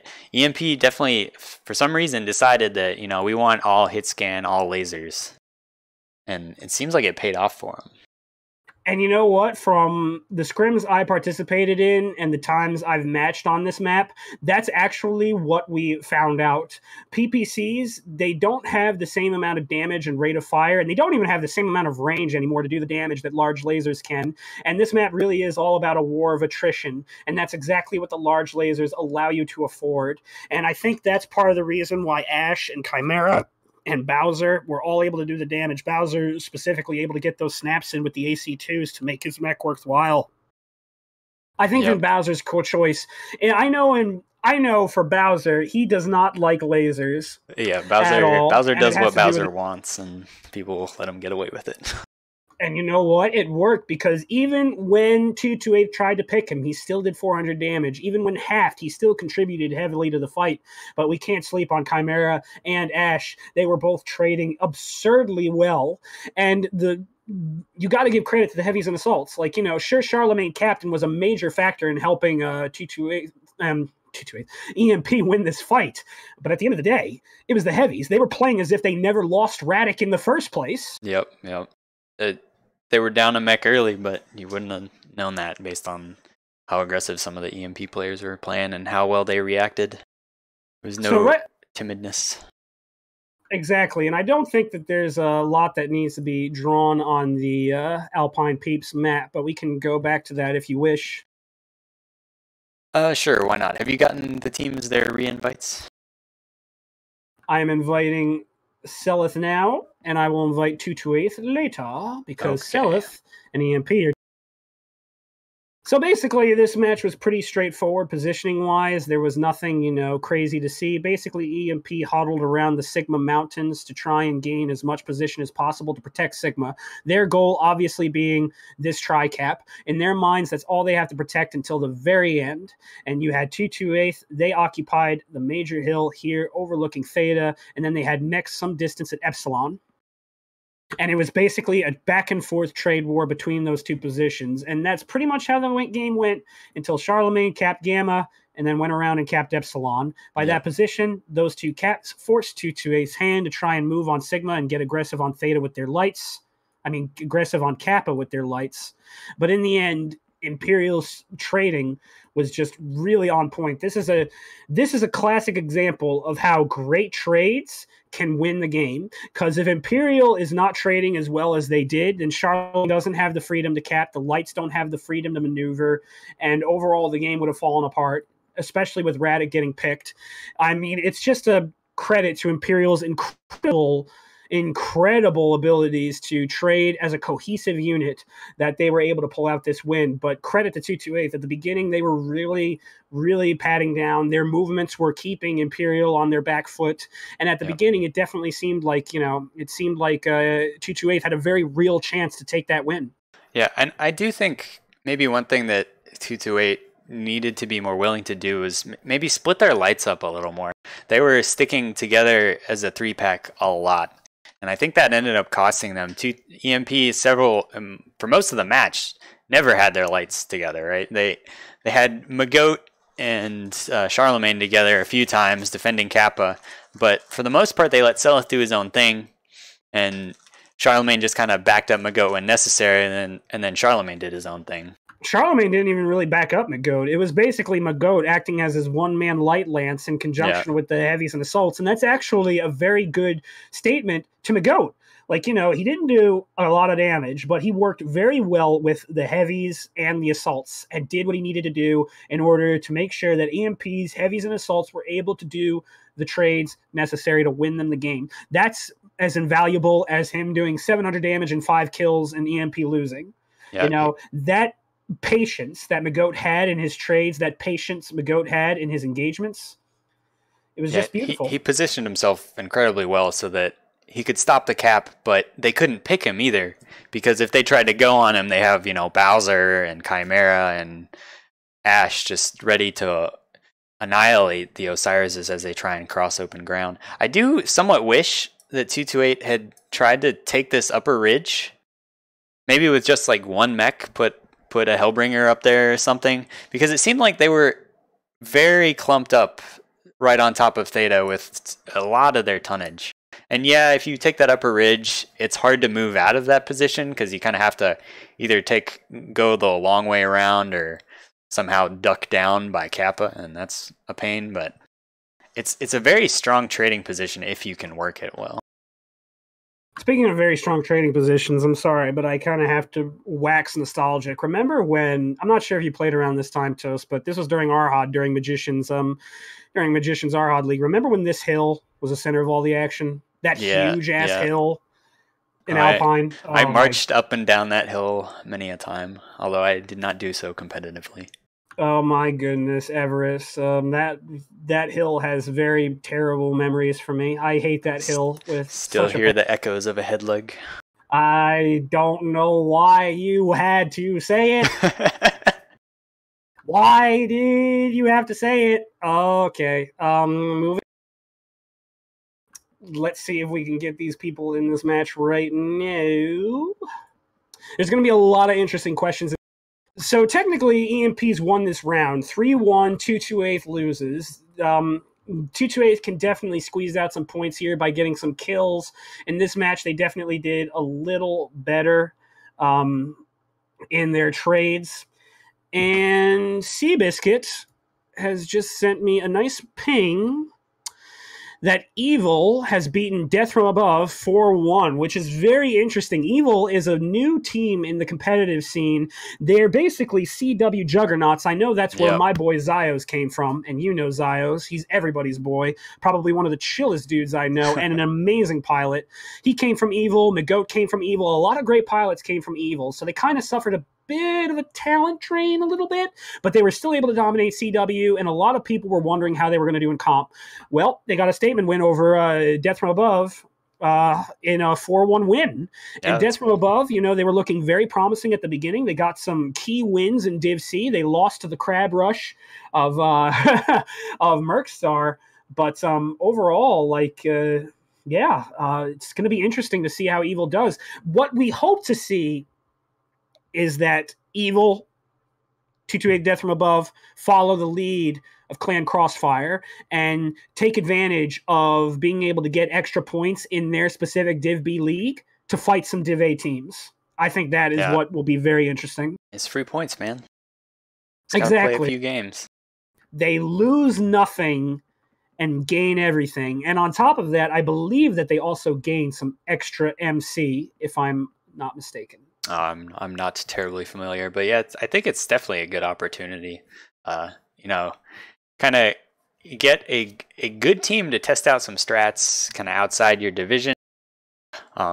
Maybe it'll be cast, maybe it won't. I know we're casting the Omen game, but it's a great way to see, if something won't work in Div A, maybe you shouldn't try it in Div B. Exactly, and it'll be interesting to... It'll be interesting to see how that match turns out. It's going to be even more interesting to see how well we cast at 5 o'clock in the morning. Woo!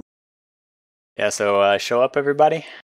I expect to see at least as many people watching that match because, it's such a better time. Early, what's the phrase? Early to bed, early to rise. Makes a man healthy, wealthy, and wise. Healthy, wealthy, and wise. Well, for me, it just makes me unhealthy. It makes me unhealthy. Blah, blah. It makes me unhealthy, stupid, and poor. So I enjoy my sleep. All right. So do you think we'll see Lerms this time? I don't know. You know what? I think at the range... They proved us wrong. Yeah, it might just be too long range. It could be that the ranges are what's causing people to shy away from Lerms on Alpine. I have a feeling that if we saw a map perhaps like Rubelite, we might have seen some ATMs. If we perhaps rolled one of the more closer range maps, we might have seen some ATMs, maybe a little bit of Lerm action, but it definitely feels like that we're not seeing as many Lerms as we thought we. Yeah. I think if we do see him, it'll be, like I said, a fast Orion that can kind of play aggressive, work with the lights, and push a flank. I think that could work well on what was the 228 side and will be the EMP side. If you want to try and push Sigma, try and work Orion down kind of in that valley, almost right in front of where EMP was set up. Maybe it could work. Maybe you have the range, but then you're also risking just getting picked. Yes, and you are risking just losing trades because the mechs with jump jets or mechs like the Mauler, which have very high weapon hardpoints, can effectively poke in and out, juking Lerms effectively. Since there's a lot of mountainous cover, that heavy and assault mechs can kind of just hill hug to force the Lerm mechs into bad positions to try and take maximum advantage of their LRMs. Yep, for sure. And I have lost track of all sorts of kills, so I'm just going to take that off of the scoreboard. I have no idea how many kills each team has total so far. I'm sorry, chat. I'm sure you can find other things to flame me about, though, too. So. Well, right now, if I remember correctly, I believe 228 has... I want to say 228 has 20 to 24 kills total throughout these rounds. EMP, meanwhile, has at least over 24. They probably have somewhere in the realm of 28. So the kills are pretty similar. I believe 228 has around 20 kills. EMP definitely has over 24. I want to say they have anywhere between 27 to 28. So in kills, the teams are definitely neck and neck. 228 is definitely showing that they want these wins. These matches are not decisive at all. They are very close, and it's coming down to the wire because of great play by both teams. You have just great plays on both sides, from lights, from heavies, from mediums, from assaults, and this is exactly what you want to see from MWO's comp scene. Yeah, I think just within generally how well both these teams have been rotating mechs in and out and sharing armor tonight. You know, matches have been very close, even closer than what the kill lead and kill count will show. You know, one extra mech here or there, you know, swings things pretty quickly. Definitely. And both sides have, you know, lost their fair share of mechs early. So I would say, and from what we're hearing in the lower divisions, it's also coming down to some matches. Apart from the 42 and White Knight and the White Knight Legion match, which unfortunately was a little bit more one-sided. 42 definitely suffered some serious losses, only getting one kill, sometimes getting completely swept in some of those matches. From what I'm hearing from Seabiscuit, who is politely pinging me, updating me on his match, that some of the matches came down to the wire. Some of them came down to 1v1. So in the case of Evil versus Death from Above, it definitely was, they were definitely very close. And that's exactly what you want to see. Yeah. And those VODs, for anyone who's interested, should be up on the other Twitch channel, twitch.tv/MWO League 2, I believe.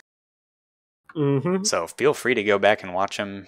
They may get uploaded to YouTube. I'm not sure. We'll have to ask live, but I'd imagine they will. Definitely. Looks like EMP is ready. Bowser readying and unreadying, doing the dance. Doing Bowser stuff. So yeah, it looks like EMP's opted to switch out some pilots. Just Call Me Ash, not going to be seeing play this match. Still got Magoat, Charlemagne, and Celit though. I'm sure he'll be holding down the light mech spots. But they're bringing in Vexus, VX, I don't know how you say his name. And Charlemagne's been a staple light mech for EMP during their whole new formation, and he'll be a staple light mech for times to come. Yeah, like, call it bias, call it whatever, but I think he is arguably the best light mech in this game. Well, I'd say at upper levels of comp, there is an overabundance of medium and heavy pilots and a dearth of light pilots, and assault's somewhere in between those two. But we'll see. You know, maybe they'll stick Charlemagne into a supernova just for kicks. Make him hate his acceleration. See what Chimera has to deal with on a day-to-day basis.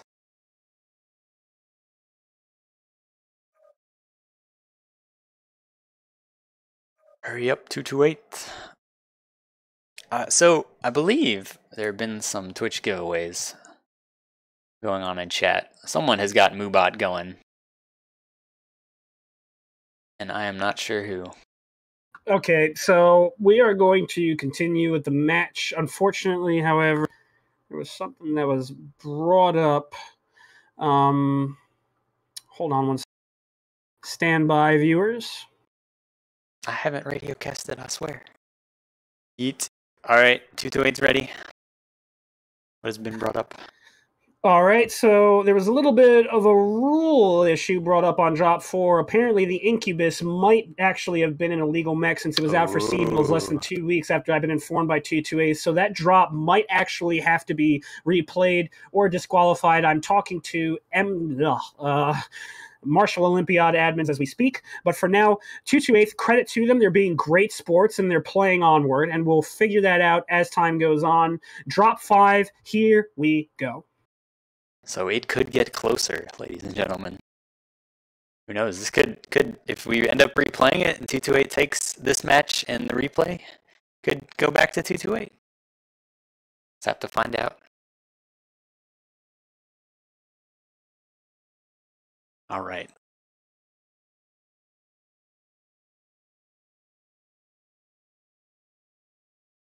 Luckily, we've got all the kinks straightened out. I rebound my mech highlight button, figured out how to show the names and the percentages.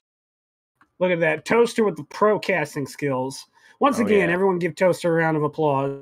Like I said repeatedly, I'm just the idiot that talks, and I crashed.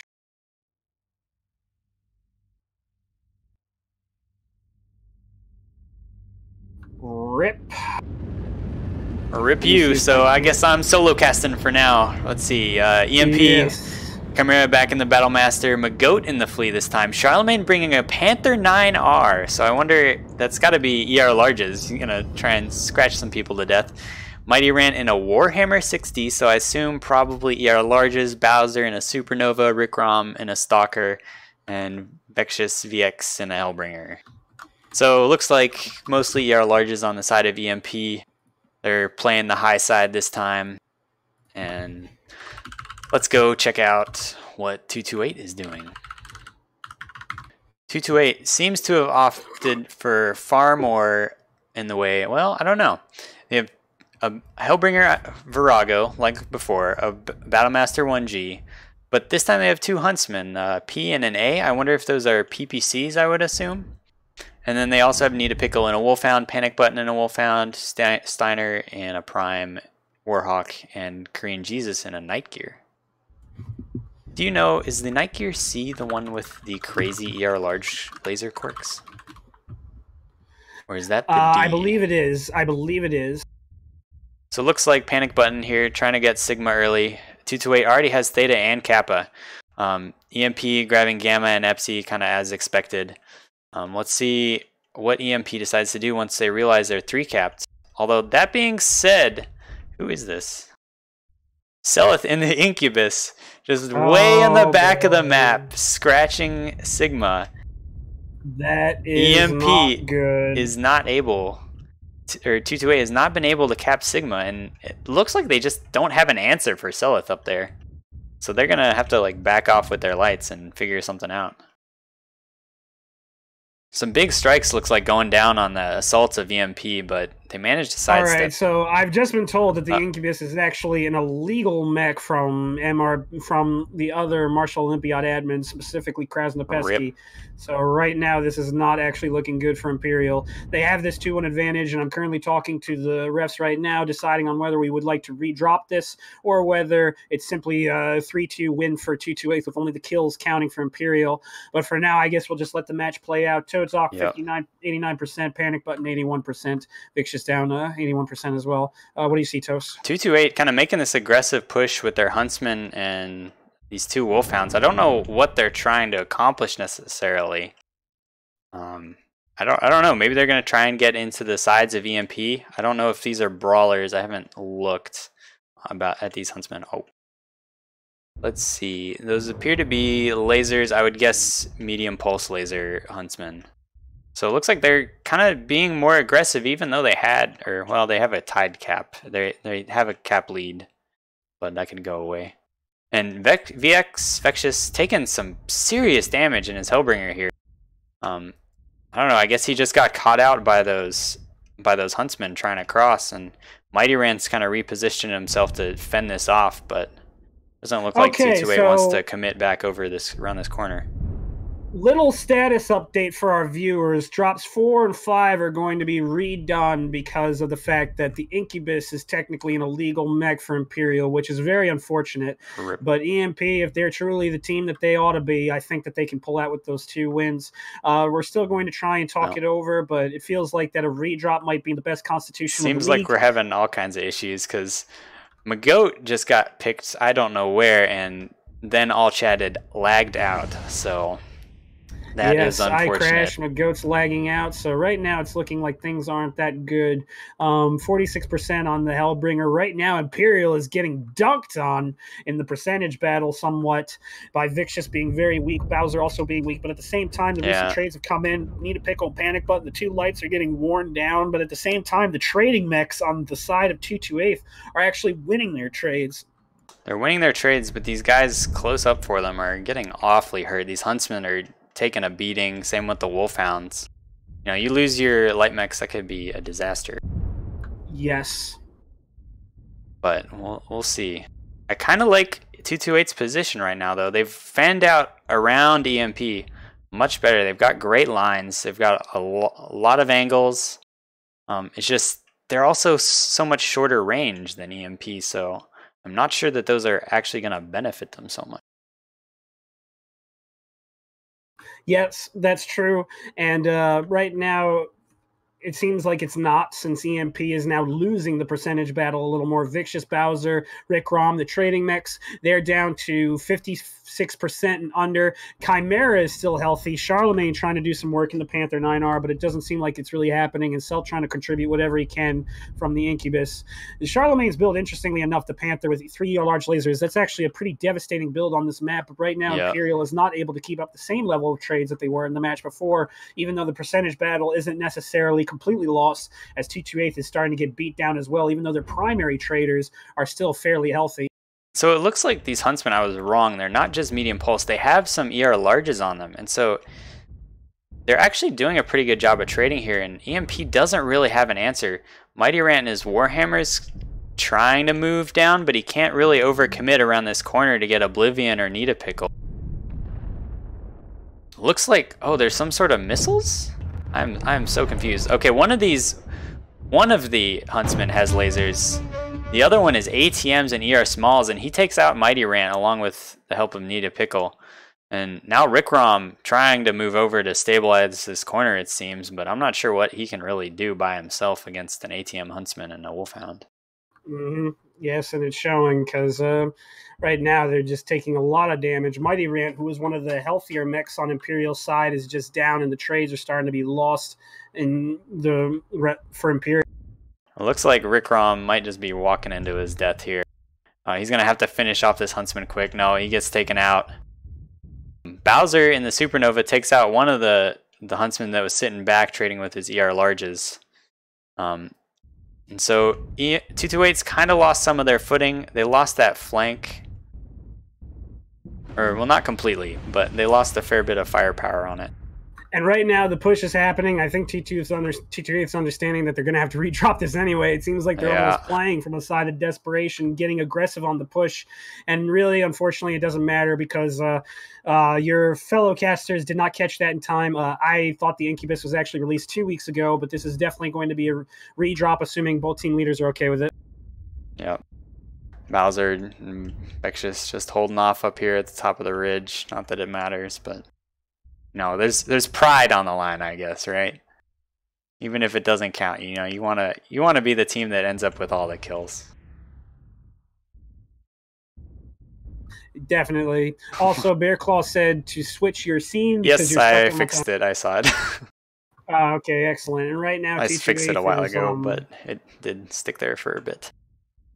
Yes, and it's coming down to the last few mechs. Looks like Charlemagne's just going in. Charlemagne could probably kill Totok and One Last Bite by himself.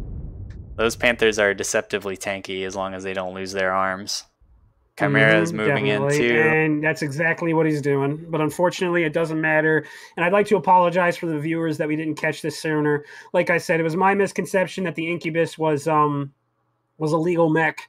I thought that since it was released within that window, like week and a half, that it could potentially slide, but it can't. Rules are rules, and people have to abide by them. So unfortunately, we're going to have to redrop both matches. Let's actually see if we can't get the team leaders. Yeah, we should try and get the team leaders in here. Apparently, Selith is claiming that he was told it was legal, but I don't know. Let's try and get this sorted out. Ideally, this wouldn't have ever happened, but...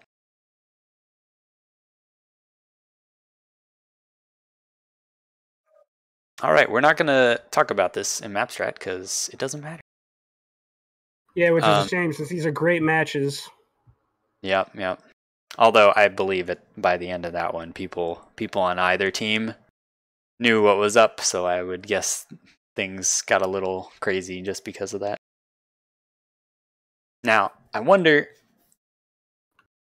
The big question to me is, how will they enforce drop decks for these? Thank you, Panic, for force... coming. Hold on. I'm sorry, Oh, Toast. Let's just get hello. this done. So, Panic and one last biter here. We're waiting on Imperial now, just so that way we could come to an agreement on what we want to do with the last drops. Thank you very much for agreeing, Goat. Once again, guys, I'm very sorry. That's on us. We're supposed to catch this in the rules. But the Incubus was unfortunately illegal. So, what I've been talking to the admins while the drop was happening. Would you guys be okay with simply redropping drops 4 and 5 and letting Sleeping Dogs lie? Yeah. We'll redrop. It's fine. Yeah, that's what we were discussing as well. We were just slightly confused because obviously, we play with Ash. So I very pointedly asked Ash, say, hey, Ash, before Stealth drops in this, is this fucking good to go? He said, oh, yeah, it's out for Seabills. It's not MRBC. It's like, okay. Yeah, I was just talking to Live and Krasnopesky, and they kind of overruled him. Krasnopesky said it was illegal. Live is undecided, but it seemed like he was leading more towards the mech being illegal. So how about this? In order to remove all doubt, we're going to, if you guys are okay with it, we'll redrop. Don't include the Incubus, and all's well. Yep. Seeing as Ash is on EMP, we'll go with the rulings of the non-EMP. Yeah.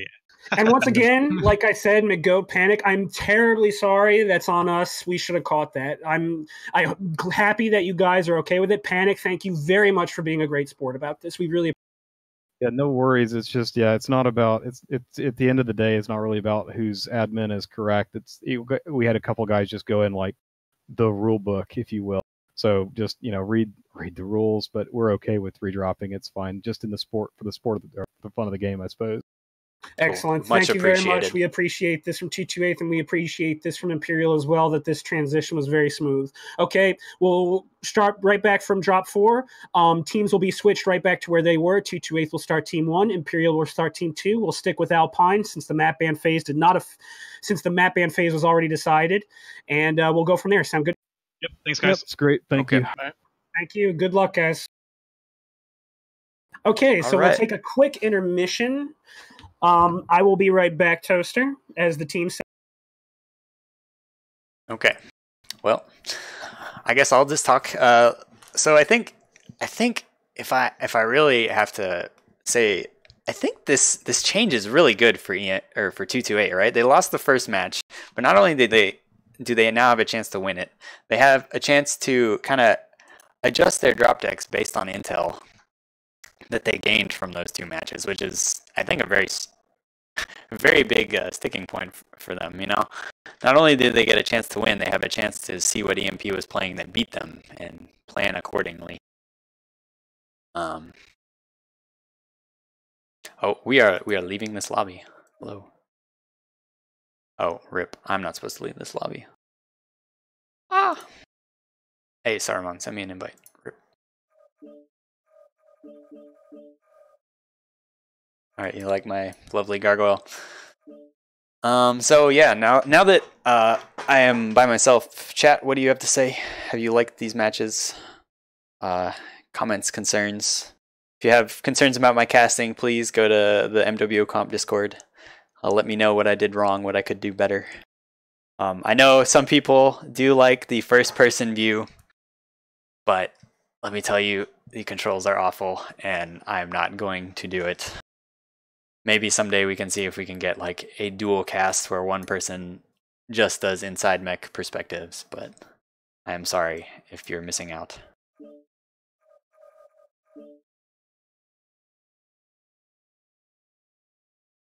But yeah, I guess for now, since I am awful at talking to myself, I'm just going to put it on the tournament's TV screen. We will be back shortly.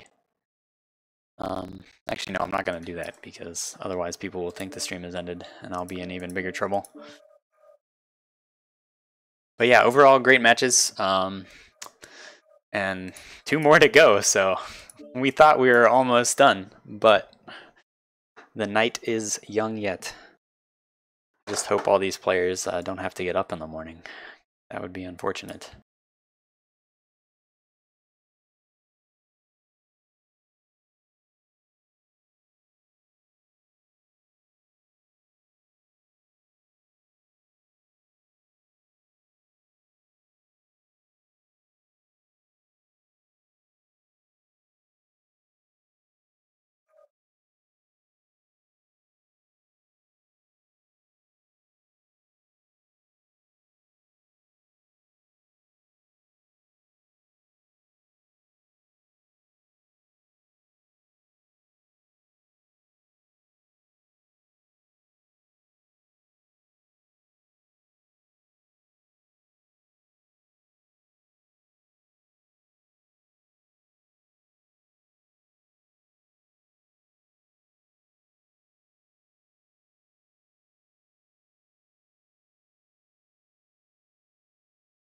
All right, so I'm back. Sorry for the delay, people. I had to take care of something.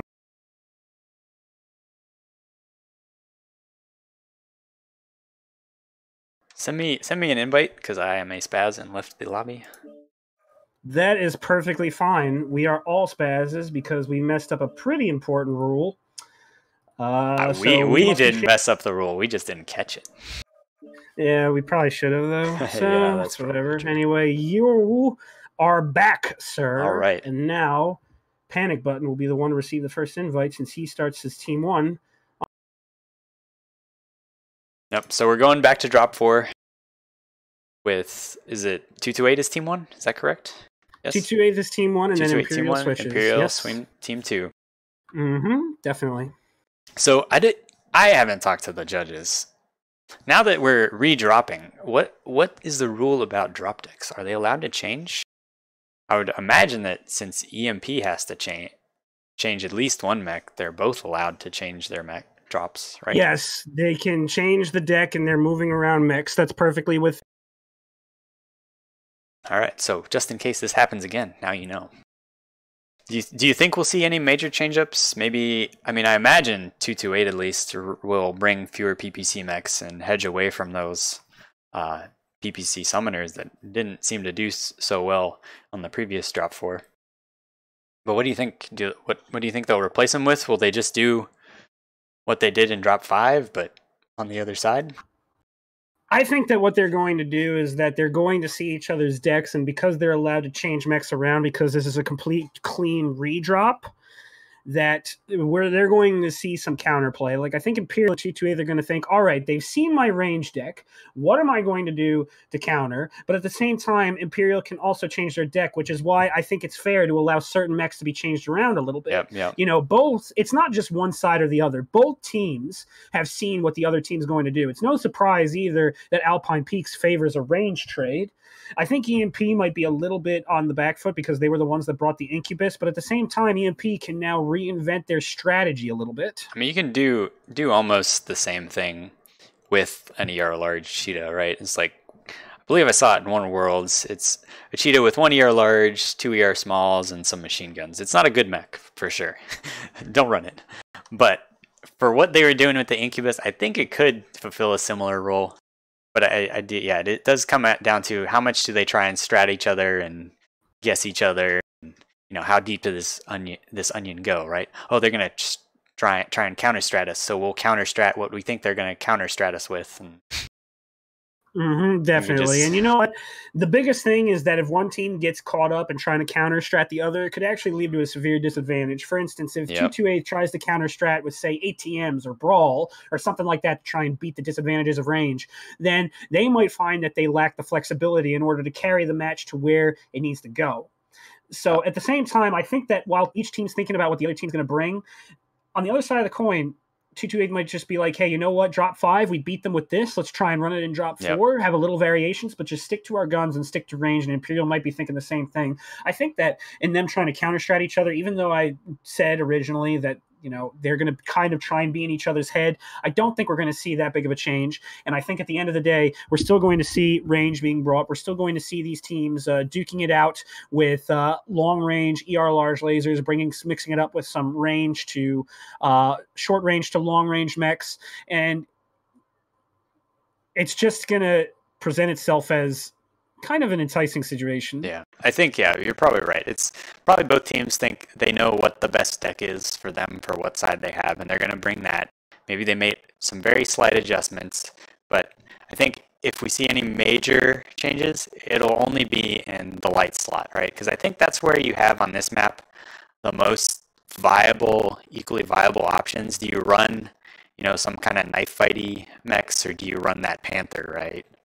I think that's where the biggest variation could possibly come in. Otherwise, Battle Masters, they're just too much of a staple, you know, ER large Hellbringers, that sort of thing. It's just, there's nothing else that quite fits that role that can work a strat on this map.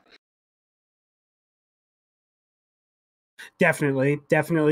And I think that we might even see a bit more range from EMP because even though 228 kind of YOLO charged in, the Panther does work. And Charlemagne has a lot of practice in that Panther. He's tried and true. Same thing with Self. I think that we're going to see Self perhaps maybe take on the Panther in place of the Incubus. And I think EMP might stick to a more range strat and maybe put McGoat in the Flea. Or maybe they'll see the fact that McGoat died a little earlier than was originally predicted, that they might stick Charlemagne in the Flea again, because we've already seen Charlemagne's able to mix it up and attack from different angles. He's able to be aggressive when he needs to be. He's able to pull back when he needs to be. McGoat, his specialty is patience. And his specialty is working with people, and his specialty is looking for picks and mechs, and that might not translate over to understanding when to cap. Yeah. I think McGoat's positioning has impressed me probably more than any other players tonight. You know, that match on Mining where he was just working over Steiner with Reckless. I will say one thing. This is an opportunity for Radic to avoid getting picked. And while I appreciate Radic's skill, he's a very good player, that was an extremely bad pick, and it almost set his team back. If his team was any team other than EMP, he would have gotten blasted for that. Yep, for sure. That was not ideal. I'm trying to avoid that. You know, picks happen, you know, it happens to the best of us, but obviously you don't want it to happen again. And that one, it seemed somewhat avoidable.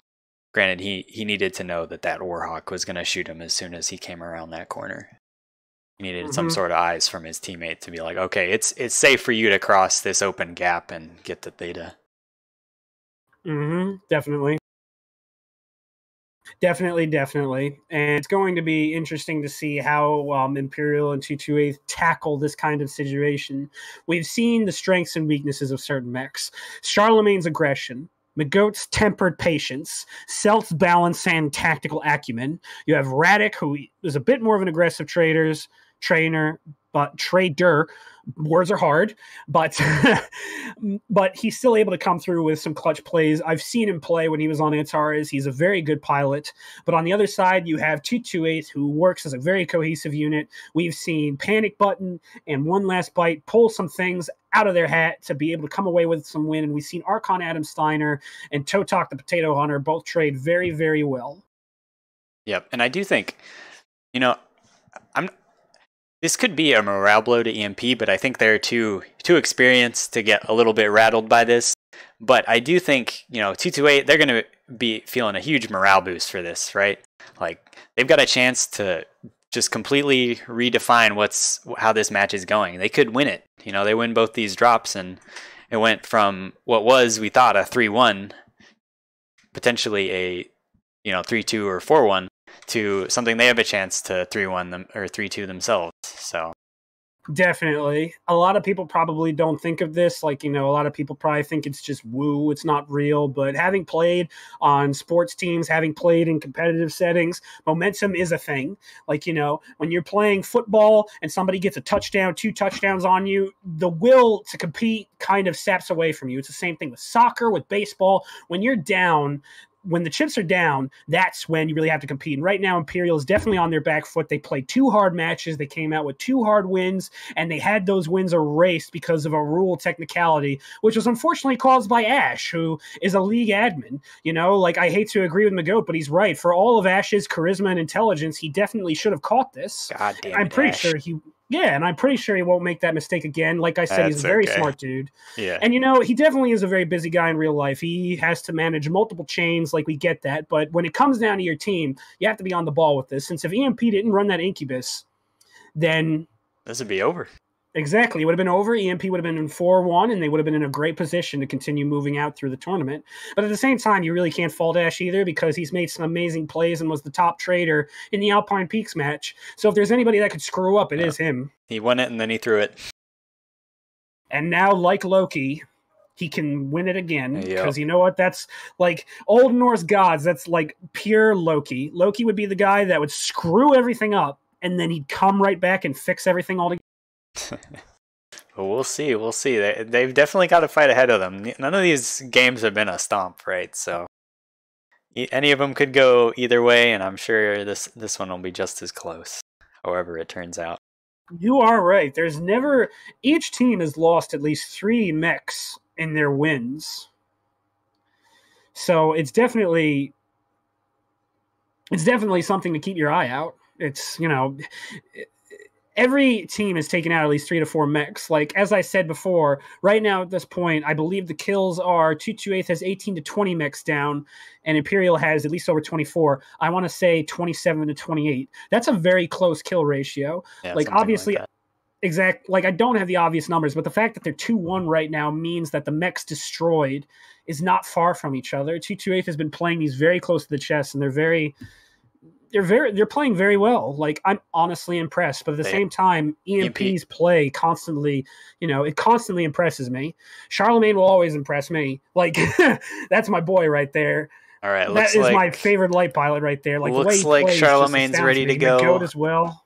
Okay, excellent. So we'll get ready to launch too. And at the same time, though, going back to Imperial, like Chimera, Bowser, some of the top traders in the game. So, in my opinion, 228 is definitely punching above their weight class, and they're doing it very well. Yep. And we're launching. Imperial's getting very antsy because they want to bring this back to a 4-1. They want to stomp on 228's throat. They want to say, oh, 228, you caught us on a technicality? Fine then. We'll just stomp on your Adam's apple again and again and again and again, and we'll make sure that we bury you. That is what Imperial's thinking. I'm willing to bet that they're playing pissed right now because they have to replay 2 drops that they previously won. Sounds like you're pissed, Saruman. I mean, not to get on your bad side. I am fired up. This is going to be great, though, since this means 2 better matches. I will say that I've been on the back end of a rules technicality. Like, you know, like, it definitely sucks, and it takes the wind out of your sails, and you get extremely frustrated because all that hard work you did gets thrown out. But at the same time, you get a chance to prove it again. Like, you get to show how dominant you are by winning again. There's also, like, you know, the inverse, though, right? You got another chance. I remember D5. I didn't play that match, unfortunately, but when we tied with MRBC, or in MRBC, we tied 228 one match and replayed it. Man, that was pretty sure everyone was jacked. Oh yeah, definitely. All right, I didn't play in that match either, though. EMP, so okay. Chimera, Battlemaster 1G, Bowser, and an Annihilator 1P. So that's the ER large laser trader.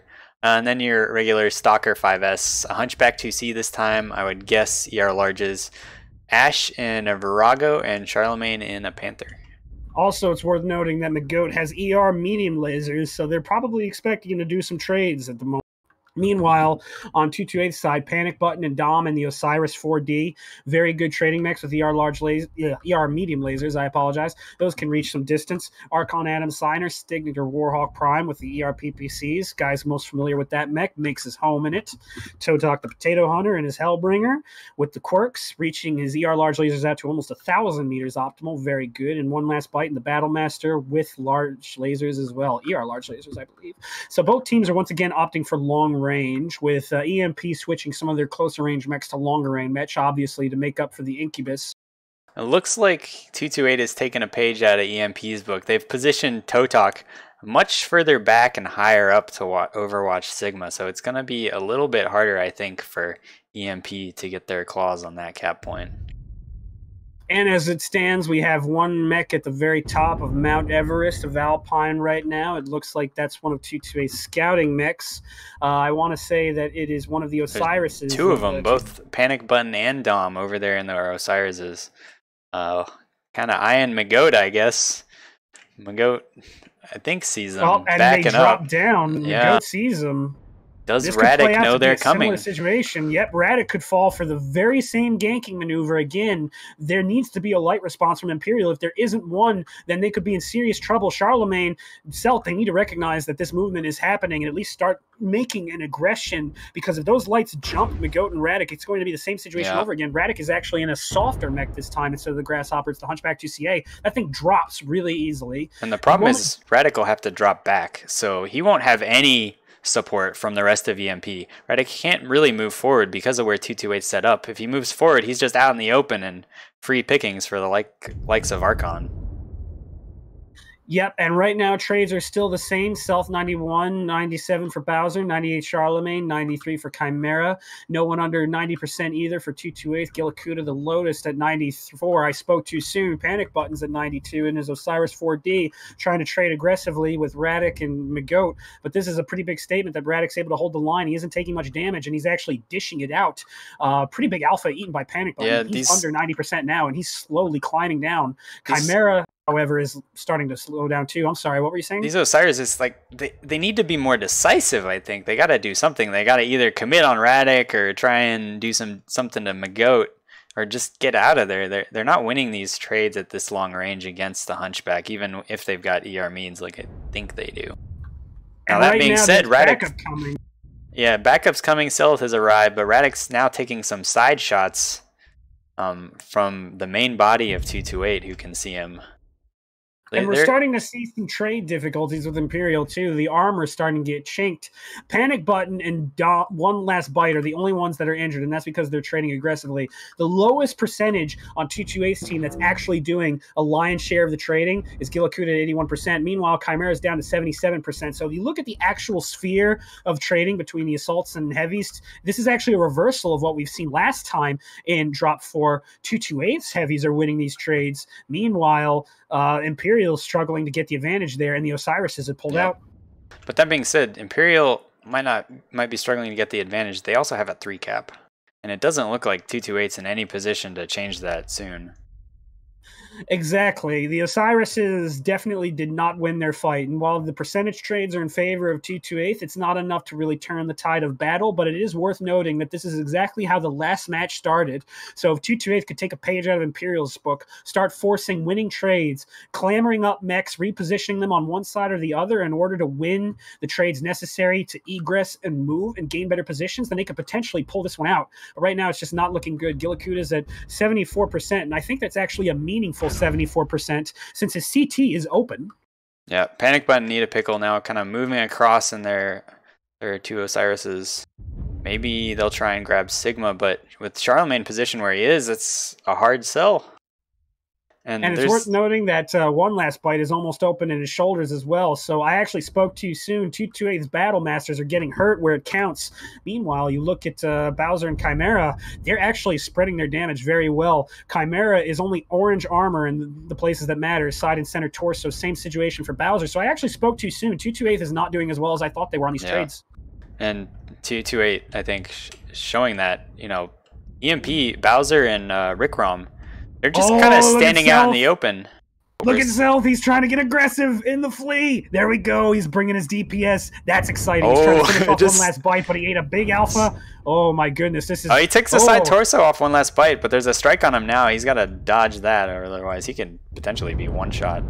It is an airstrike. Those are easy to dodge unless your name is Bite Death 5 and Looks you get like head-legged. He knew that the Osirises from 228 went across, and so he can just freely attack these 2 Battle Masters. They're going to have a really rough time. It looks like the fight's getting very aggressive right now. Bowser is at 54%. He's getting drilled, but right now he's the only guy getting drilled. Meanwhile, Gillicuda goes down in the Battle Master thanks to the work done by Self. This is extremely dangerous for 228. Their 2 biggest, most powerful heavies were occupied and killed by Self. Great cleanup by Self, showing that he is the big dog light pilot in this drop. It looked like Adam is getting drilled by the Osiris, Chimera, Bowser, putting some fire on him, and right now 228 is just not playing well, being forced up into a cone. Charlemagne taking some safe shots over from Sigma, Archon Adam Steiner, Admiral Korean Jesus. They're just stuck in a bowl. This is not going well for 228. And Charlemagne's getting one shot. 228's just surrounded. This does not look good at all.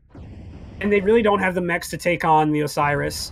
Like, the Osirises are probably going to lose against the Flea, especially with a pilot like Self, who knows how to pilot that mech. He knows how to stutter step. And I say that, however, he goes down, but he still does the damage that needed to be done. Yeah, it doesn't matter. Is pretty much wiped. All that's left is Totok and his Hellbringer at the very top of the hill, and while they lose the one mech that can get rid of the Hellbringer, which is the Flea, really doesn't matter. Yeah. Cap control is in their position. At no point did 228 really have serious cap control. 511 to 646, and EMP makes a very big statement win against 228. 228, you want to pull the rule book on us? Who cares? That is what EMP's thinking right now. Very well played by EMP. Seems like Seleth knew just the moment when those Osirises were occupied. The Osirises, like, they started to come back, but by then it was already over. And there's just nothing that could be done. And it shows in the damage. Self, the third highest damage member on the team, showing what a well-positioned Flea can do. That was some seriously amazing aggression, taking a page out of the greatest light pilots of old. That was definitely a move you'd see from people like from T-Fun, like from Arara, like from Dered, from me and Charlemagne, even back during our days in Dropship 5. Like, that was just, it was absolutely incredible aggression. Kudos Sam and Chimera and Rick Rom demonstrating their trading ability. Now, Bowser did less than 400 damage, but he was definitely the primary focus of the push, especially when they moved on. Ash doing his job, locking down the long-range mechs, and McGoat once again doing exactly what he needs to do, getting the kills, protecting the heavies, and MVP big time, because if he wasn't landing the shots he needed to on the Osirises with Radic might have gotten picked again and put EMP in another pickle. Yep. Definitely protecting Radic like that kind of forced 228. They didn't want to push to Kappa, so they had to go around Sigma. And in the process of doing so, they lost both their Battle Masters to Seleth, and from then it was just GG. Did I say Self Games or something? What? I don't know. Self Games Kappa. Did I say something like Self Games? I have no idea. Oh, the cast urchin. Got to fight that. Words are All hard, right, man. teams Okay. need to leave. So you want to go map strat this, just cause? While we wait for the teams? All right. Map strat away, boss. All right, so this time, the big difference for EMP was they stuck Radic further over here, much safer. And so you didn't have to worry about trying to run away from Kappa across the Theta or anything. Now, 228, they did send their Osirises, good on them, kind of up here and around this hill, but they weren't ever really able to gain any advantage and shut down Radic. And having Radic in that position really made it hard for a 228 to move towards Kappa at all. And so that was like I think a key point in like how EMP basically forced and corralled 228 into pushing like Epsi Sigma side, right? Due to Radic's present on Kappa. He's only one ER large hunchback, but it's enough damage that you can't ignore him. Mm-hmm. Definitely. And you know what? At the same time, 228 kind of got a little over aggressive in their maneuvering. They really tried to force the issue at Theta Hill, and that's not necessarily what they wanted to do with all their range. But I think the biggest failure was unfortunately with the lights. Credit to Panic Button and One Last. They really tried to take a gamble here by forcing the issue and getting another pick on Radic, trying to take a page out of the very maneuver that almost won them drop 4 before. But Radic was ready, and he was in a much more mobile mech this time. The Hunchback might have been more of a glass cannon, but at the same time, the Hunchback, and I drove in red again. Oh, okay, let's try this again. Oh, these colors are hard.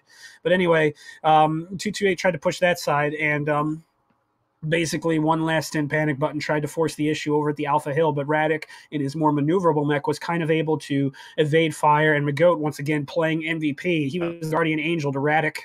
And yeah, even though like they have the agility advantage and the Hunchback's kind of a glass cannon, I just think the Osiris versus the Wolfhound, that's a really hard fight to win, right? Mm-hmm. Yeah, you can try and focus the Hunchback down quick, but honestly, those Osirises, they're almost as much of a glass cannon as the Hunchback too. Like they lose their side torsos really quick. And if you're not like just kind of harassing at range and you're trying to full commit on something, their agility isn't as valuable as the armor on the Wolfhound. Definitely. And you know what? Like Panic Button and One Last, they were definitely getting their damage in. But at the end of the day, they weren't able to really sway the fight. And it's a shame because those Osirises, I kind of figured that they'd be at a disadvantage because they weren't really short range and they weren't really long range. And we saw the advantage of short range over when Seleth basically swan-dove the 2 Battle Masters that were very weak. It's a tribute to EmpyreaL's torso twisting ability that they were at similar percentages, but Gilakuda and the other Battlemaster, I believe it was Todok, I could be wrong, but the other Battlemaster, they were essentially really worn down from the trades by Bowser, by Chimera, by Rick Rom. Meanwhile, when you look at Chimera and Bowser, they really didn't sustain that much damage that was actually impactful. The percentages were the same, but the percentage damage suffered by Gilakuda and Todok / Adam, whoever was the other, no, Adam, I'm sorry, Todok was the guy that was ranged up here, but whoever was the one suffering that damage, basically made it count. Like, EmpyreaL was making their shots count. That was the biggest difference. And I think that's part of the difference between that Annihilator, right? Annihilators spread damage really well from CT to side torso, but Battlemaster, it's more relying on getting in and out and not getting shot than it is its ability to spread damage. I'm pretty sure Bowser, I saw at one point, had tanked down to 33%, and I'm sure he got lower after that. Definitely. And you know what? Like I said, it's just a statement to how well the EmpyreaL mechs were tanking, how well they were trading, how well they were using any little trick they had, burning lasers and then turning, and basically pulling out whatever maneuvers they could.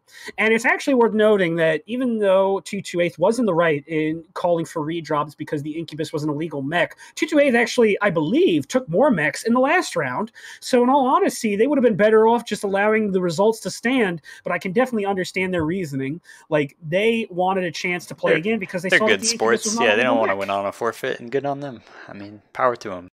They're here not to. Well, I mean, they're here to win, but they're here for competition, and they'd rather win, not on a forfeit. And I can appreciate that.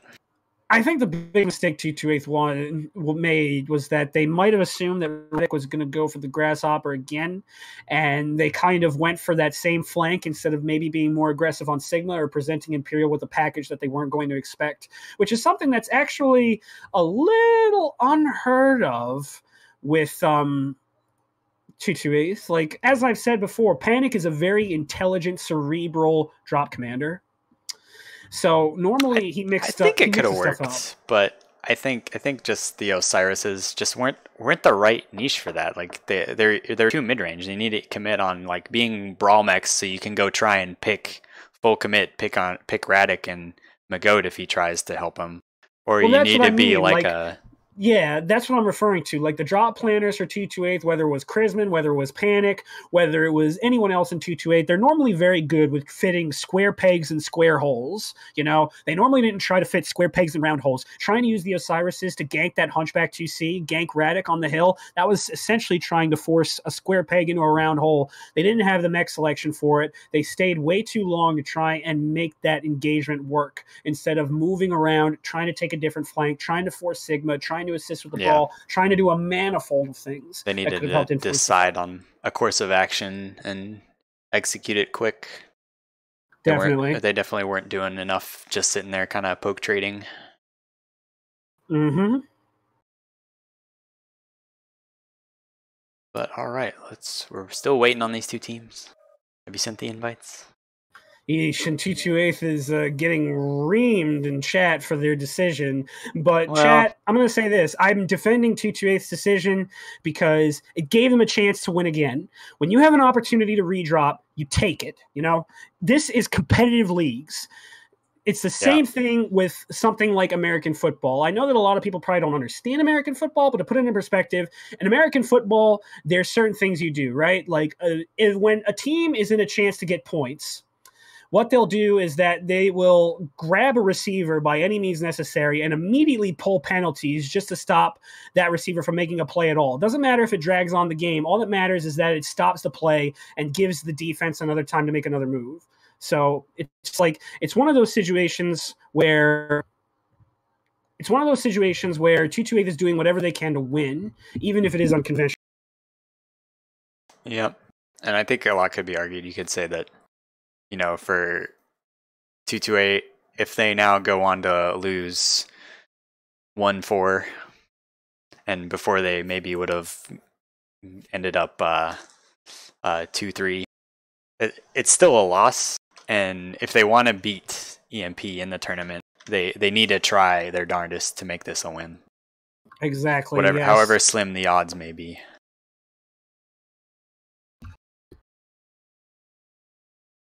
But anyways, looks like we have EMP back in. EMP team 1 this time. See how they decide to play this. It seemed like 228 did almost adjust to what EMP had been doing.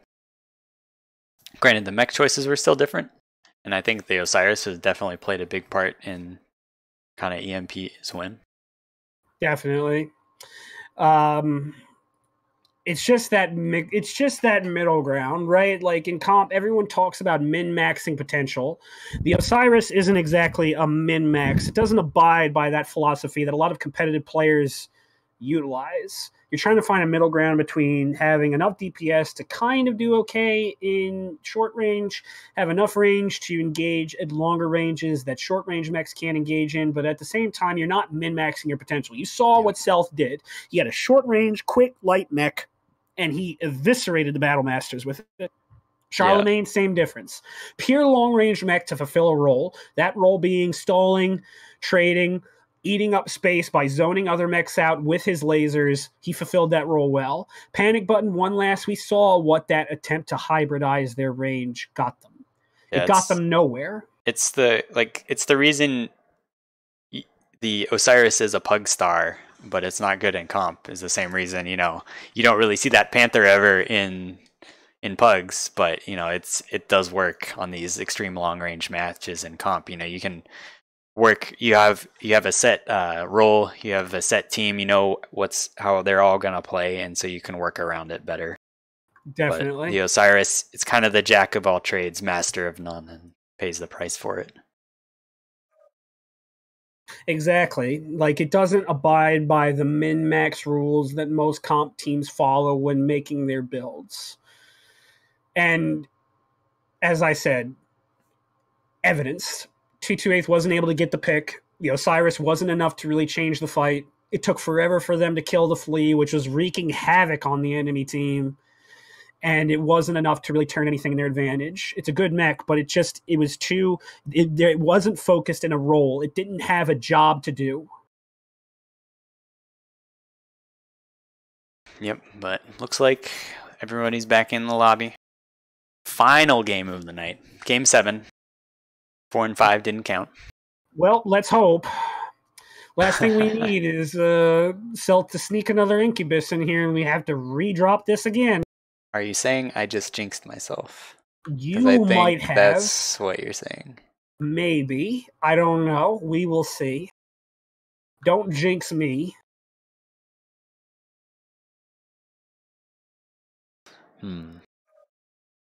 So yeah, it seems Self like giving me a late okay reply long after his team actually joined the lobby. That's adorable.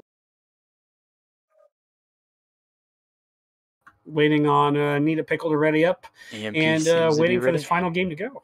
Yeah, it seems like they're ready. Celt sent me a message saying okay, so I believe that his team is.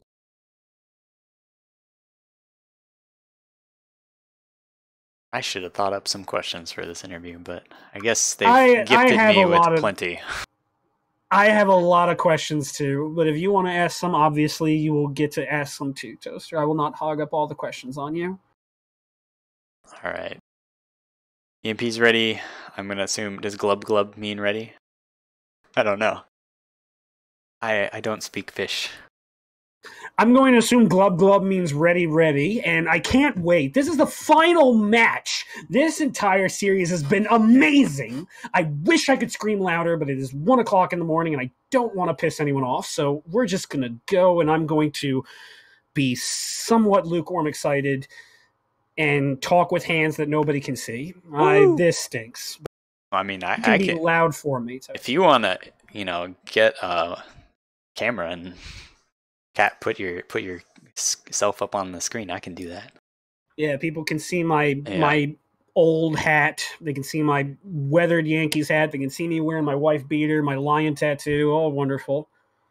All right, I am not radio casting. Congratulations, me. You've actually been on the ball with that, so it's all good. I would call this a successful night for Toaster. You do it a few times and you start to remember better. Yeah, you've been good on this so far. I'm happy that you've been casting with me. Me Matches too. are dropping.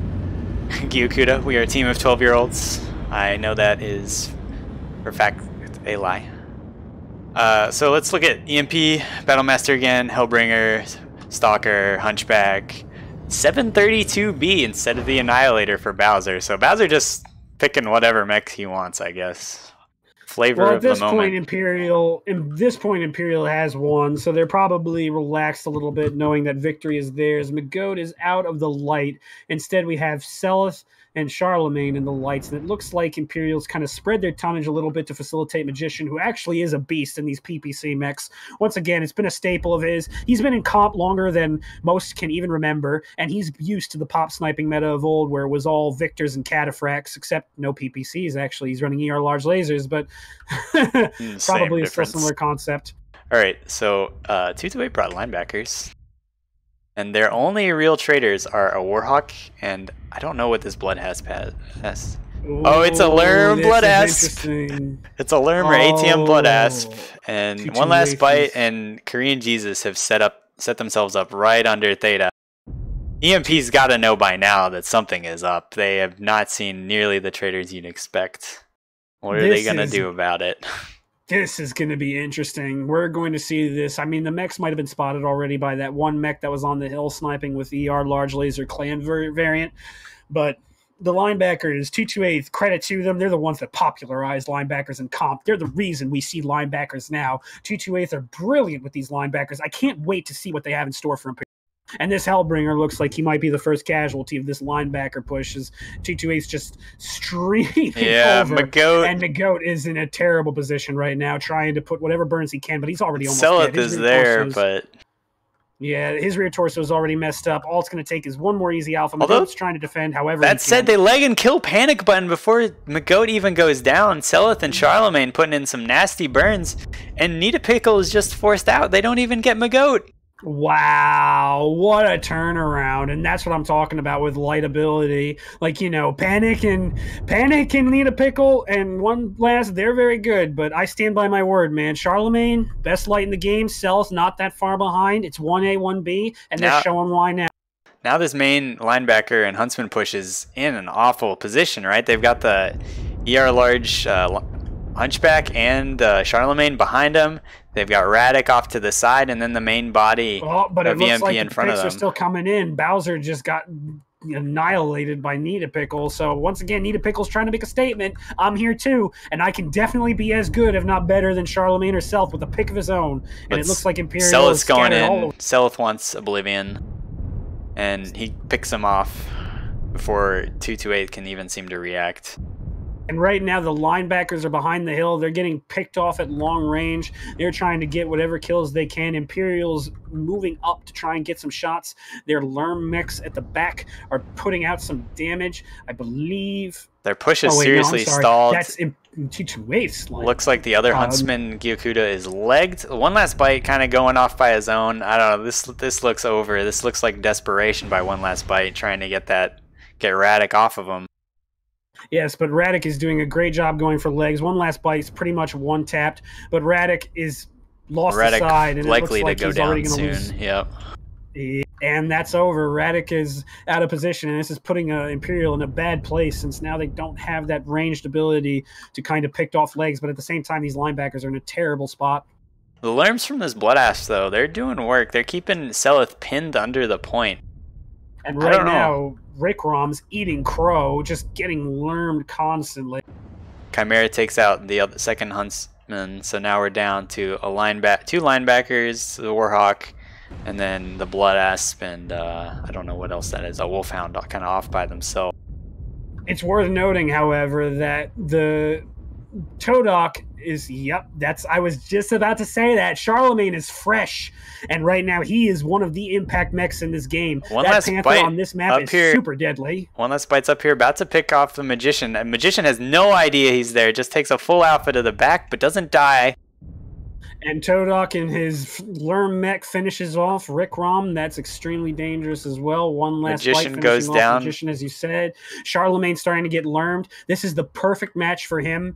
Chimera picking off Todok. This is where the Panther and the Flea are going to shine. This is what lights are supposed to do. Clean up the match. Right now, Imperial is still winning on caps, so they have that going for them. If Charlemagne can finish off this match, get these mechs that are legged, Easy win for Imperial. What's up with the Wolfhound? I know One Last Bite, in the process of killing Magician, got legged, so he's going to have a tough time dealing with Chimera, who Chimera looks like he's ready to just finish off this linebacker.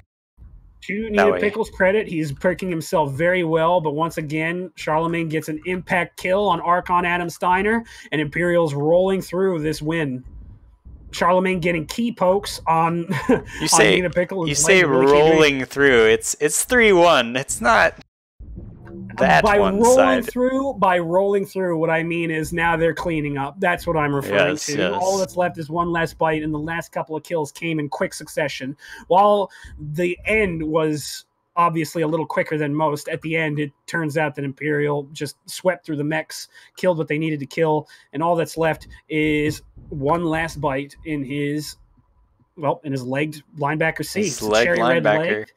It's cherry red legged, and there's really not much they can do about it. But you know what? Imperial's not taking any chances. They're playing it smart, and I like what they're doing. They're just taking caps, ensuring that they have the win. They're not being silly. They're not trying to throw anything away, and they're just trying to make sure that everything stays on course. Looks like Chimera, I don't know, maybe Chimera has decided he doesn't want to die to this linebacker, so he's just going to back off. Wait till Celis not coming for backup. Let's be real, Celis legged in a flea. He'll never get close to that linebacker to do any damage. Maybe their goal is to just try and leave One Last Bite till Charlemagne can pick him off. Although it looks like that One Last is already getting jumped right now. All right, I'm breaking my promise. Almost getting jumped. Yeah, basically Chimera's trying to look for him. One Last is trying to get the last shot. Chimera's open CT, but he's still dark yellow, light orange, so. However, One Last still has all his weapons. Like, the match is pretty much a foregone conclusion at this point, I feel. And or One maybe Last. Not. Maybe we spoke too soon. No, they'll never catch up on caps. Okay. But well, Charlemagne finished it anyway. Spoke too soon again. What a great match, though. GG. Fine ending. You know, One Last definitely pushed that mech to its limits. Chimera and Rickrom doing amazingly on their trades, finishing up the game. Unfortunately, Radic got rushed a little too early, along with Magician. They really weren't able to put out the damage necessary in order to take that win. McGoat also getting singled out early, and in the end, it came down to Charlemagne doing what he does best, cleaning things up. He was the janitor for this match, and my God, he cleaned up a mess so big. But at the same time, Chimera is the MVP with 710 damage, doing work in his Battlemaster 1G, shutting down the linebackers as they came across. And as we saw, we had an entire Alpha Lance for 228, really not too much. Gillicuda, Oblivion, Nita Pickle, Panic Button, all of them under 200 damage. Yeah, that was a rough push to be them, and those Wolfhounds really needed to deal with Charlemagne and that Hellbringer up there. Otherwise, you know, they just were being shot from all directions. If that Hellbringer and Charlemagne had gone down, you know, at least they would have been able to isolate EMP to kind of one side of their mix.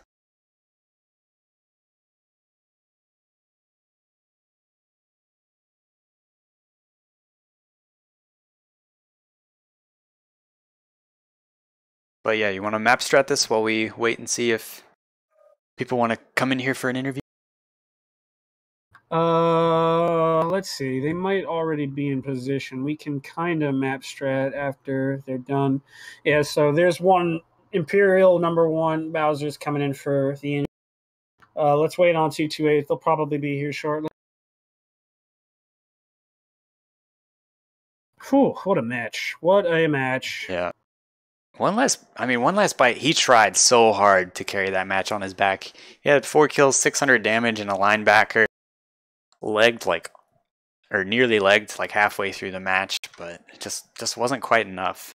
He got that good angle, but by the time he managed to finish off Magician, you know, most of his team was dead. All right, so we can map strat this for a little bit since 228's taking a little bit of a breather before they come for the interview. So what did you see, Toast? Let me pull this up real quick.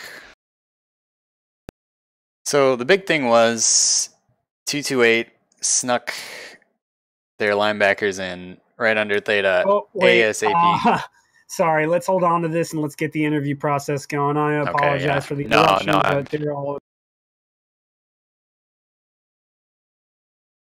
Okay, gentlemen, great match. Once again, 228 Imperial, thank you guys for being such class acts on the redrop. Turns out that the matches we got might have actually been better than the matches you previously played, so kudos to you. But anyway, to get the interview process starting, let's walk through drop one a little bit. Bowser, McGoat, this question's for you. What was your reaction when you saw that 228 was running a Lerm heavy deck? What was your first thought, and what was your plan with the assaults and the set your Lerm group on different sides of a cannon? Our first reaction was just to collapse on them because we knew they were heavy LRMs, to just collapse them. But unfortunately, our assaults were really far. One of our assaults got basically picked, did no damage. And you could argue that I overextended, so despite having dealt heavy damage. So it was interesting. And McGoat, what about you? From your stance, what did you see from that match? What did you guys hope that you would do in response to From my point of view, I was just spectating that match. Obviously, it was a little tricky. We had some slow response from a couple of our assault positionings to move up and support, and as you guys saw, it just kind of unfolded from there. And Panic, one last on drop one. That was a brilliantly executed drop. You guys did very well. What was the incentive to push? What was the incentive to bring all your weight down on Imperial? And go through the process of that brawl? What were you guys thinking in order to ensure that you guys would maximize your results in collapsing on that? Well, yeah, sure, I'll field that because it's even though it was your call. When we were down spotting mech, like I died really early, so they got a good pick on me on Theta. I stayed a little bit too long, and I did not see through the bushes the Battle Master and the other mech that got me down. But when we're kind of on a back foot like that, we're looking to exploit any advantages that we do see.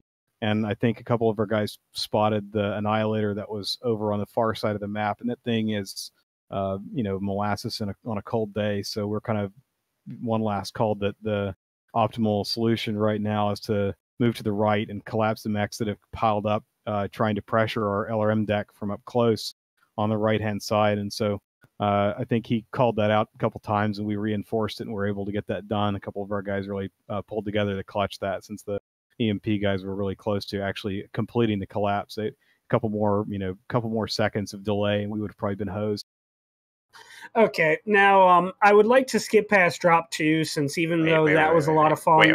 I'm sorry, Tosia. I have one question. Would you bring the AMS Nova again? Because he was shooting down missiles, but it did not seem the AMS, effective. He ran out of AMS I was gonna ask that. a quarter into the damn match. I'll take partial responsibility. I said 2 tons was enough. I figured 4,000 rounds, that'd be fucking plenty. But he had his AMS on. Easy on the language. Easy on the language. Just FYI. Okay, I'm sorry. But anyway, so he he had his AMS turned on to missiles that were hitting walls. Like basically, our light was behind cover, and he still had his AMS on, hitting the missiles. So yeah, he ran out dry super early. All right, so drop two, even though it was brilliant, like that match was kind of a little more easily decided. Like, 228 got a little too close and the push happened. I want to go to drop three, actually. Panic, take me through your guys' process on that push. Well, I know I said my piece, but I want to know what you guys were looking for. What was the objective? What did you want to come out with that? And what was your thought process when you might have gotten what you wanted or might not have gotten what you wanted? So we've been experimenting with a couple of different configurations on mining, and we weren't finding anything we really liked. And still, I think in one of our smaller group drops, we ran some 4v4s or 5v5s where those assassins proved to be kind of deadly, moving around the outskirts of the map rather. So I think at the beginning of the map, we tried to time it out to where our night gears were able to get shots at the same time that our assassins were able to walk into the or move up into the Delta 4 area. So when they called this, I spotted the single assault mech in the back of Delta, blipped up on the radar a couple times. Realistically, what we want to do is dive the assassins all the way down that line and try to bait a rotation or a reaction. We're looking for them to try to dive or move all their mechs back, which they did, to help the supernova. Unfortunately, a few of us took too much damage, myself included, in that little foray, especially missing a couple of jumps. So I think there were some mechanical issues moving into that area to try to capitalize on the supernova, which, to their credit, they were able to get back there and save it pretty effectively. I think our Nigers at that point had moved up to Delta 4, which was sort of the plan to get them up. So when everyone else is retreating, they're able to take back shots. And actually, about midway through the match, we were in a pretty good position. We felt like, I mean, we'd lost, like I said, a couple of us had taken a few silly pokes and gotten hit due to some mechanical issues. And EMP, of course, you can't make mechanical issues and not get punished against a top tier team. So that's really where we sort of began to lose some armor. And then I think we had a couple guys that were looking for these little isolated mechs to sort of capitalize on. I know we baited the couple guys down into Foxtrot 4 on the low side of the map near Gamma, and there was a huntsman left alone on Echo 4 ramp. Now, granted, he's got a lot of medium pulse lasers, but I think a couple of our guys just sort of dove in one at a time. We had a little bit of a communication error there. Not saying he should have died, but I think we could have made that a little bit more dangerous for him, at least in terms of in terms of his ability to off two of them, bringing EMP back into sort of, really putting them in a really good place for a late game, where all they had to do was sit with their 3-second advantage on the other side of Theta, and we were really struggling. I think that we got a little bit nerves going on at the end. Of course, this is the first set of drops for a few of these guys, and it was really I think a learning experience for everyone on the team for the first match of 2019. One last, any comment from you, sir? Strikes are brutal on the drop. I 52%, literally 52% to the first strike somebody dropped on me. I think it hit me 6 times. And then the second one did another 22%. Like I ate almost 80% to strikes. Wow. Yeah, so definitely. That was what roughed me up, and that definitely made like movements and flanks harder. I think that was the other thing that really won EMP that game, is their strike game was on point on our big stuff, and that meant that even though we had range mechs that we could rotate with, like I think I got picked to getting scraped by the EmpyreaL huntsman that was halved it so far because I was just so beat by the strikes. So yeah, we definitely needed to up the aggression and do something and not just let the time roll like that and just keep taking strikes. Would you bring Night Gears again, or would you maybe try and opt for something faster? I don't honestly know that there's anything that could really do quite what the Night Gear does, but yeah. I mean, if anybody watched our JGX, the scrim that we did versus JGX, they saw probably the fast deck we tried. It's tough. Like the Overwatch power that the Night Gear has to stop a push is just insane, and we didn't really know, especially given like the sort of deck EMP brought in drop 2 there, and scrims, like, are they going to brawl? Are they going to try to do something similar to us with standoff and a brawl mix? And so we didn't want to really sacrifice too much power for the sake of something mobile. I think that was one of the reasons we got crushed a little bit in drop 2, is we didn't have like that potent of Overwatch mechs, just like a bunch of things PPCs, don't have that much DPS. So yeah, it's hard to find a replacement. Maybe like the Novacat or something. And now I have a question for EmpyreaL. Now, when you saw the push, Bowser got pushed out, and you guys were essentially split into 2 divisions. Obviously, things were a little bit panic mode. Bowser was essentially neutralized, but you still managed to recover and pull out the game. What were the calls, and what was the mindset of EmpyreaL in making that spread and fanning out and getting the picks necessary to get the game going? Basically, we knew that they're basically the primary brawl force, the assassins. They got really, really hurt from the push on me. So we knew that we had an advantage in that department. So we were just, I guess, poking, honestly. We were just taking angles. They were exposing generally 1 at a time, maybe 2 at a time, just taking damage basically. And we took advantage. Cascading effect, I would say. We pretty much just fell back to the basics from our internal practices once Bowser went down, because obviously that's a big loss to lose something so early, so heavy, and obviously with Bowser's ridiculous aim skills, so we just fell back to the basics, and we went on trades, like particularly around like Delta 4. There was one night guyer that was kept like peeking, one little part at a time, and like me and Reckless could just easily bump out 10 MPLs at him together, and it's either suppressing him or he's taking CT damage. So we just kind of played off that, and at one point Selith would call someone, this assassin's out of position, and we'd go chase him down, and just kind of just played smart and kept her cool.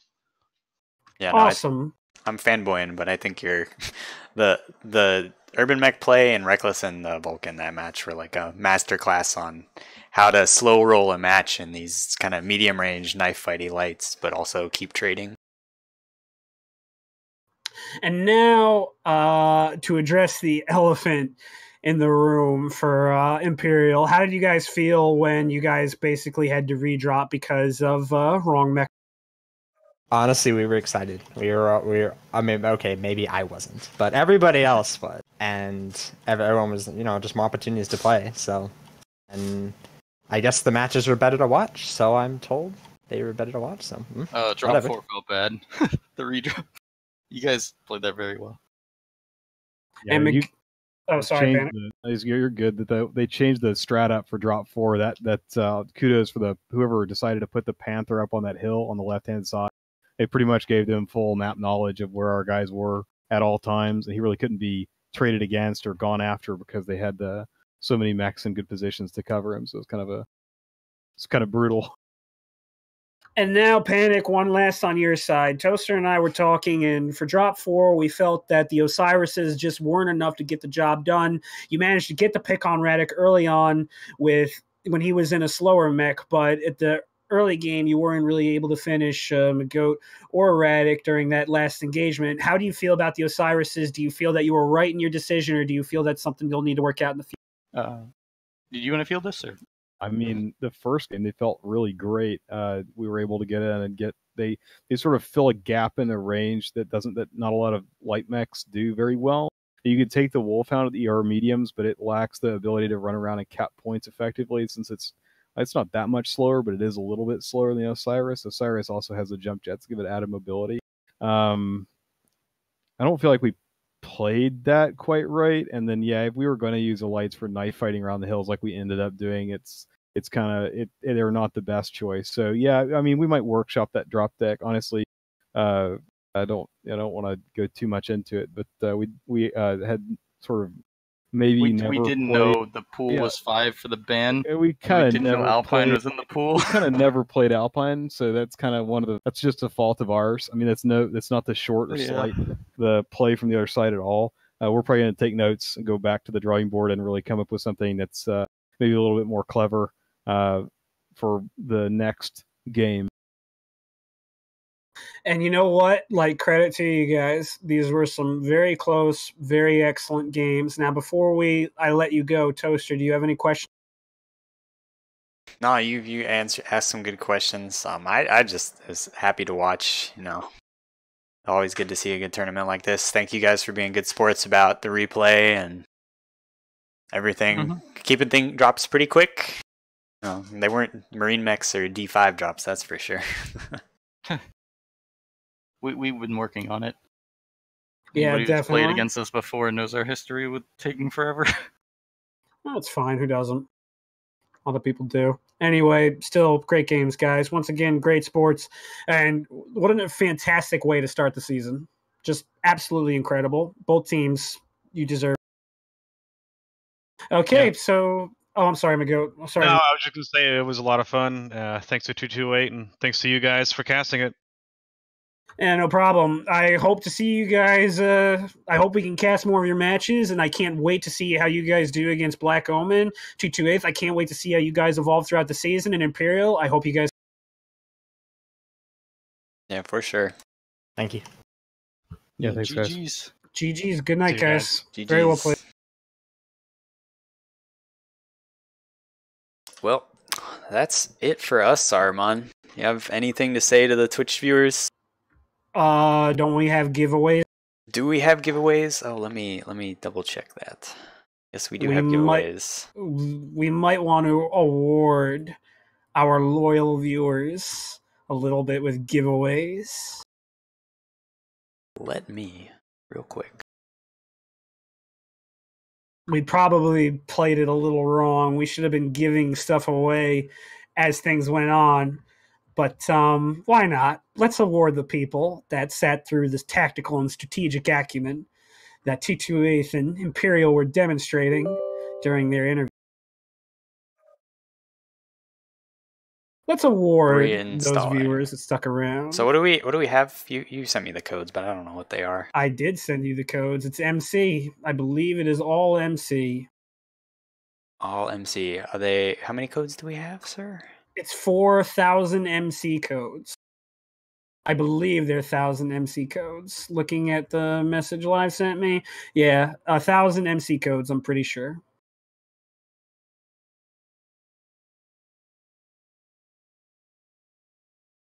And I resent you the message again. There you go. We're gonna add viewers. Load. Why is this not working? The Twitch channel is MWO League, correct? Yes, it is. There are 0 people in chat. Oh wait, that's why.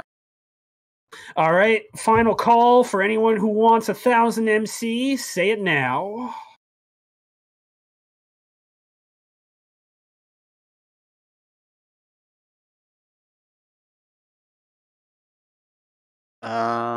All right. I'm sad to say I don't think I'm going to be able to do this on the fly. I don't have the tool set up. Okay, then. You know what, then? We'll save the gifts for next time. I'm sorry, Twitch chat.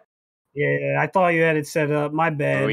Guess I was a little ambitious. We could just save these codes for another time. Them into chat. No.